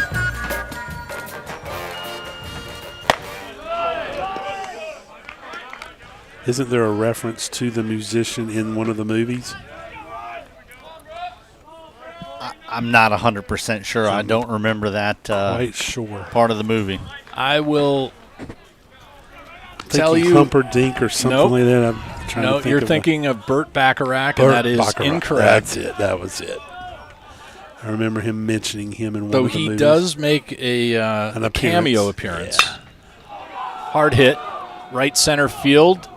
Brady Paul. What a at the wall! Attaboy, Holy Brady. cow. Wow. What an absolute flash of the leather by the center fielder, Brady Paul. Ladies and gentlemen, we have a guy named Brady. Wow. An absolute gem of a play by Brady Paul, leaping up on the outfield wall to steal away a potential triple.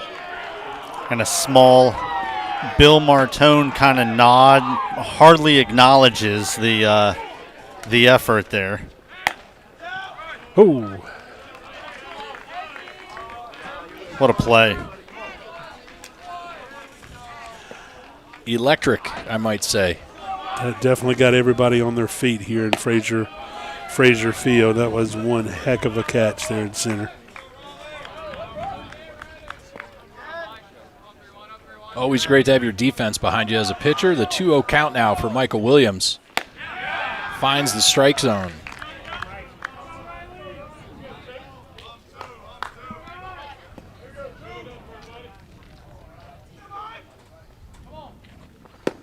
Swing and a miss on a cutter. And Williams dialed in.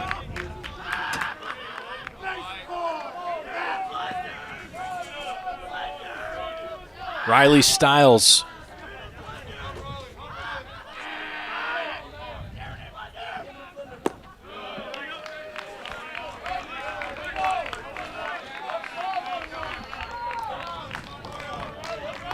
Williams kind of has that classic pitcher look.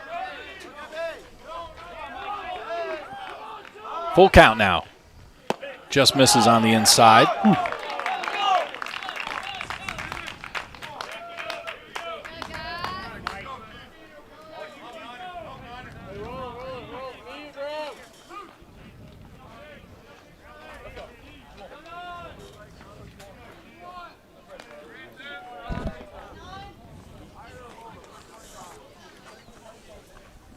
So we now have, I believe this is Alex McKee. You would be correct. Bottom of the order overall. Third in the order for the inning.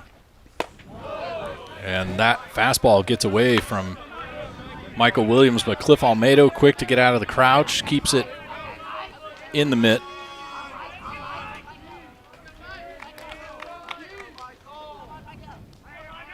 A 1-0 count now with one out and one on. And the pickoff not in time.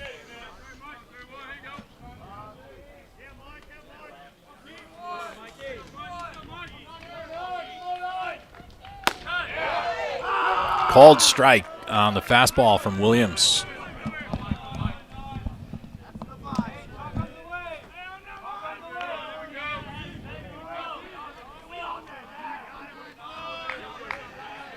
One ball, one strike, one out, one on. Runner goes, the attempted bunt and the throw down just not in time.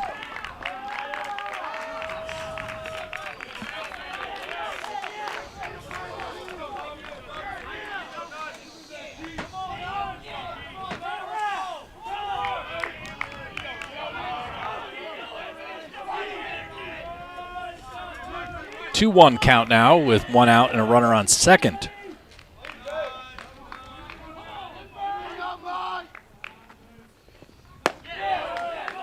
Ooh. Tries for the fastball but misses just beneath the zone.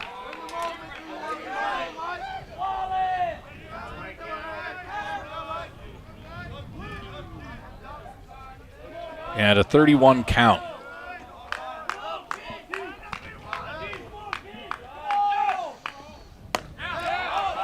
And the shortstop, nearly about to throw his bat, allows the count to go full.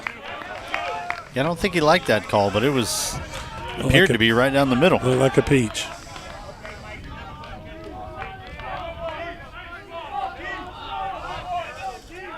Full count on 1 out, and he just misses above the zone. 2 walks back-to-back now puts runners first and second as we head to the top of the order with Walker Hartley. I think we're going to get a mound visit here.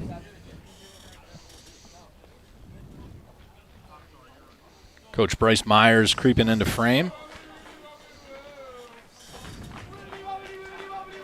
as he goes out to calm down his freshman reliever with 1 out and 2 on. I'm going to guess Coach Myers is probably talking to the entire infield saying, look, these guys have been utilizing these scenarios with a bunt, squeeze, pinch play type situation. And not really sure, what is the best defense in that case? Do you just, not crash the corners and let the pitcher play the bunt? And I don't know that you'll get. Well, I think it's a situational situation, so to speak, with their leadoff hitter Walker Is that Hartley like the here. Department of Redundancy Department? Yes, exactly, the Department of Redundancy Department. But situational situation. I don't see Walker Hartley bunting here. Probably the best contact hitter on their team. I don't want to take the bat out of his hands here. I think you'll see your middle infielders playing at double play depth. Your corner infielders should play even with Bags. I believe they do have Jace now playing behind it. So we're looking for a double play ball here on a grounder through the infield. We should see Steve and Graham shade toward the middle because this is where this guy's spray chart has been all day. And a foul ball in the first offering gives a slight advantage to Michael Williams.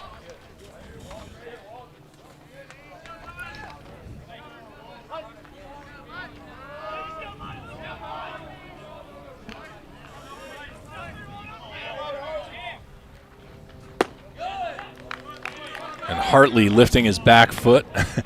Clearly doesn't want to get beamed there.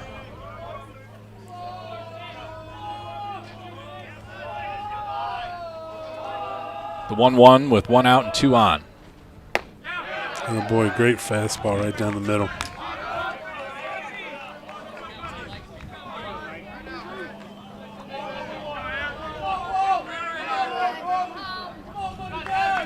And the 1-2.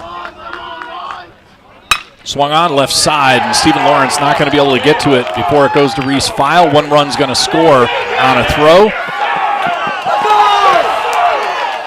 It's a great throw there by Reese File.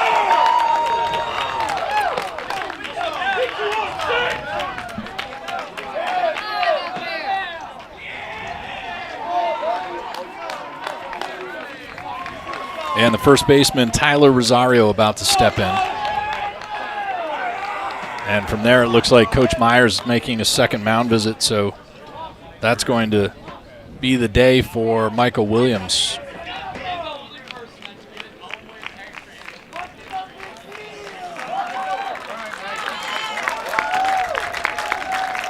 Michael Williams getting a round of applause from the fans and his teammates as he comes into the dugout. Appears we're going to have Reese File coming in from left. I saw no one in the bullpen to trot in, so I believe our left fielder, Reese File, will now be warming up to pitch. There is a right-handed arm in the bullpen, but too much obstruction to really get a read on who that might be. I believe that's still Isaac, and it looks like now Gavin is going to slide into left field. And Gavin Baucom is into left.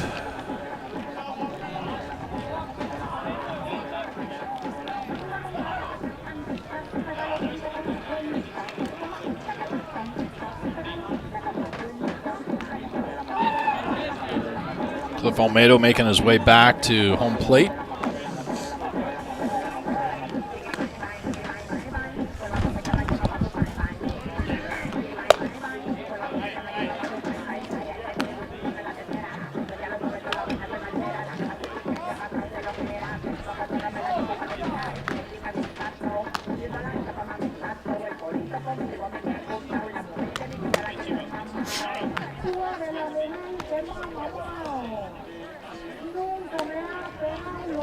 Some interesting music for Reese File. Nothing I can place. How about you, Brent? Nah. Not on your bingo card? No. Sounds like the record's skipping. Might need a new needle. The wonderful part is the kids have zero idea what I'm talking about. Yeah. Needle? Yeah. On my iPhone? Right? I didn't know MP3s had needles.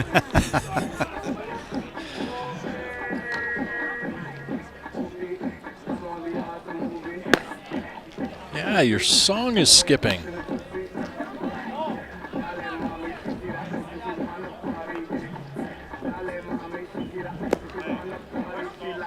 I think Reese is a perfect call in this situation. I've called on him many a times, having coached him in the past, and he is a gamer.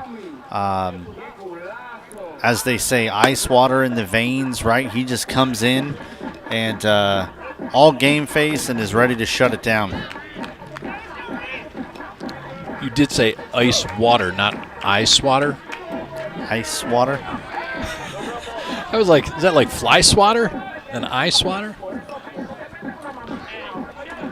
I have strange hearing. All right, Reese File now. I'm just glad to see On the it's mound. somebody else other than me. One out, and first and second are occupied.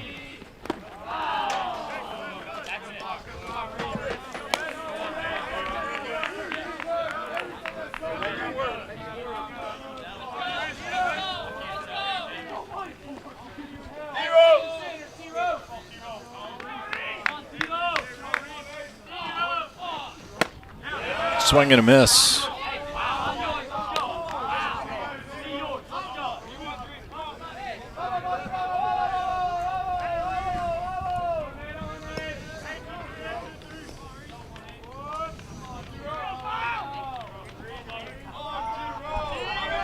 One and one with two on. And Reese File paints one against Tyler Rosario, 0 for 3. DIY Recruit, thanks for joining and chiming in. Always appreciate the viewership. 1-2 with one out. And the breaking ball just misses below the zone. Terrific attempt by the utility infielder, outfielder, and reliever, Reese File.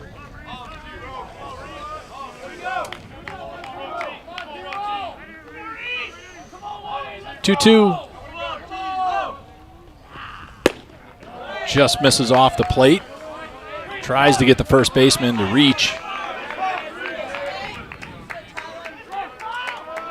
So both of you guys giving up on the composer of that Austin Powers tune? Oh, yeah, I gave up a long time ago. Henry Mancini. Full count now. I now can sleep better tonight. Just misses on the inside. And the bases will be full with one out.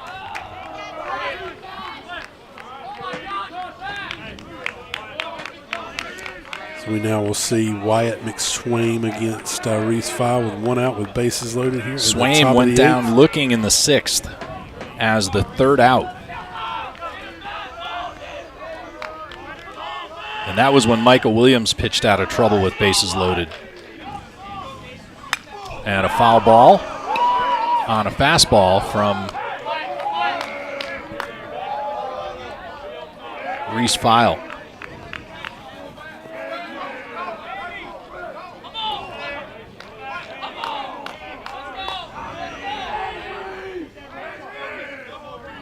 The 0-1.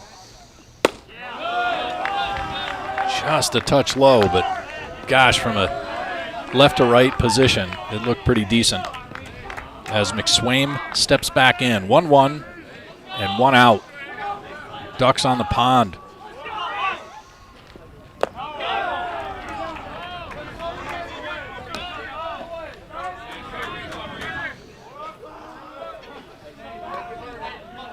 Lots of deep breathing from Reese File.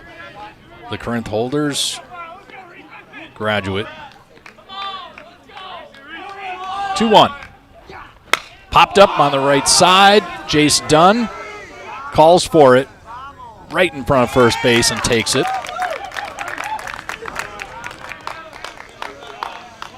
2 outs with bases loaded now as Tanner Britt steps up. I didn't pay attention to the umpire, Danny, but I'm guessing he called. I'm thinking so. I didn't see it. I was thinking as the runners kind of froze, it would have been a great situation for Jace to let that drop touch first base and then I throw didn't down hear the second infield for a fly tag. at all. I didn't, and I was watching Jace. I didn't see a hand motion. It was an infield fly, but I didn't hear the call.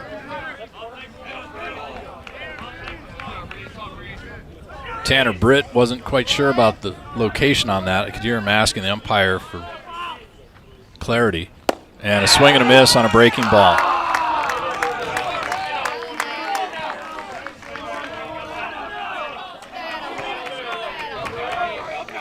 You want to see fired up.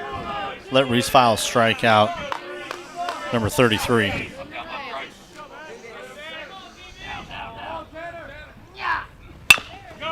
Ground ball, left side. Stephen Lawrence with the rocket. Good play there by Lawrence.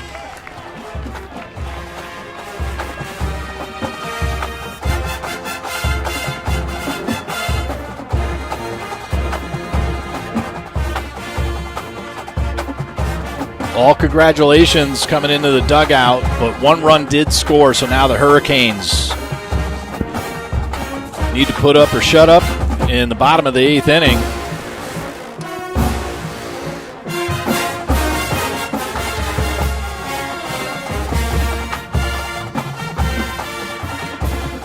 Here at Frazier Field, you're watching Hurricanes baseball on the Louisburg Sports Network.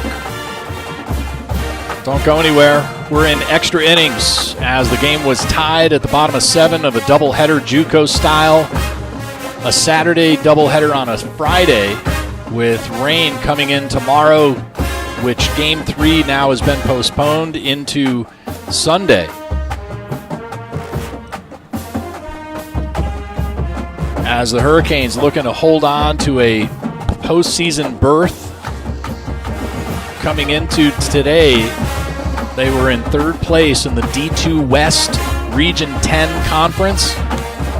And they're looking to hold on to at least a 3rd or 4th place finish to bring themselves into the postseason. Going to be played this year in Kinston, North Carolina, Granger Stadium, home to the Woodpeckers, and another independent league before that. Not clear if we'll be broadcasting or not. If we will, or if we do, it will probably be a much smaller production than this. At best, 1 to 2 cameras. Though we'll have our audio if they allow us. But there may be a stadium production that takes care of it.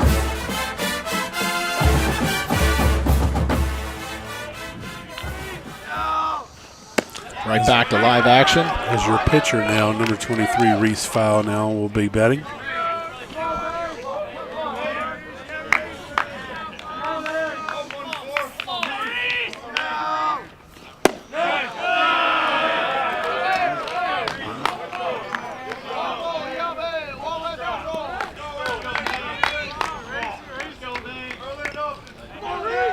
Two-0 count on the leadoff. Popped up, out of play.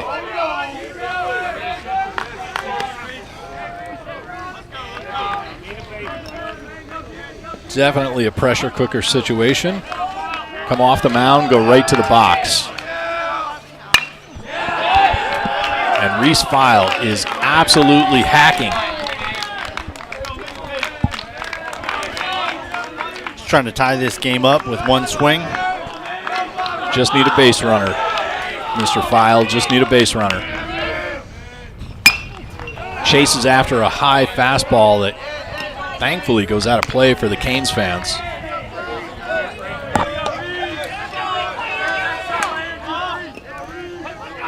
File back in. And just misses on the outside is Aaron Main, the pitcher.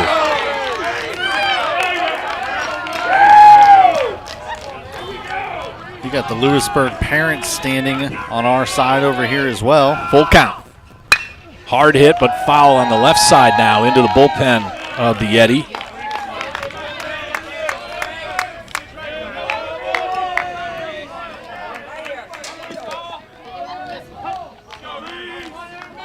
And a reset on the full count for the leadoff.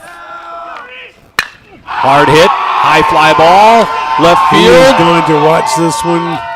Right at the track.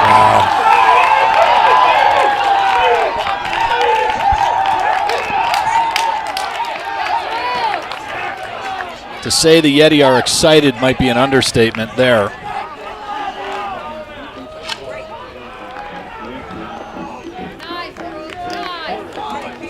Yeah, thought he got all of that one, and Woulda, shoulda, coulda, right? yeah, right up against the fence. Third baseman, Cam Wilson. 1 for 3 today.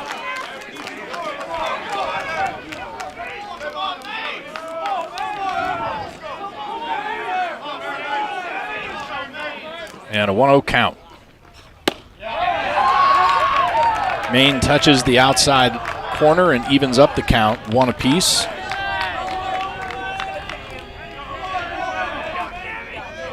The 1-1. Fly ball right field. Riley Stiles takes it at the line. And that's 2 away.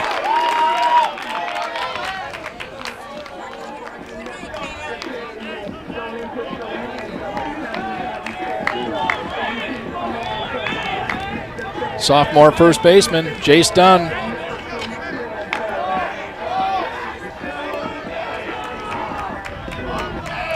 Canes desperately looking for a base runner here. Maine on the mound, deals a breaking ball that finds the outer third on the right-handed first baseman.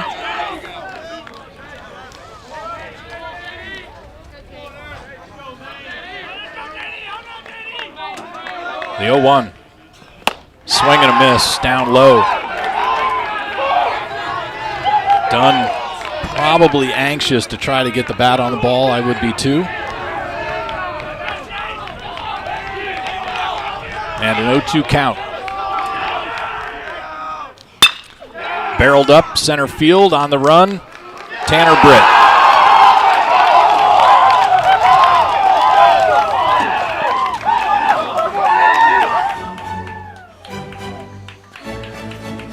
Two in a row for the Yeti here at Frazier Field. Coach Myers and Bogley congratulating the coaching staff of the Cleveland Community College Yeti on a back-to-back doubleheader win on the road. We'll be back on Sunday at noon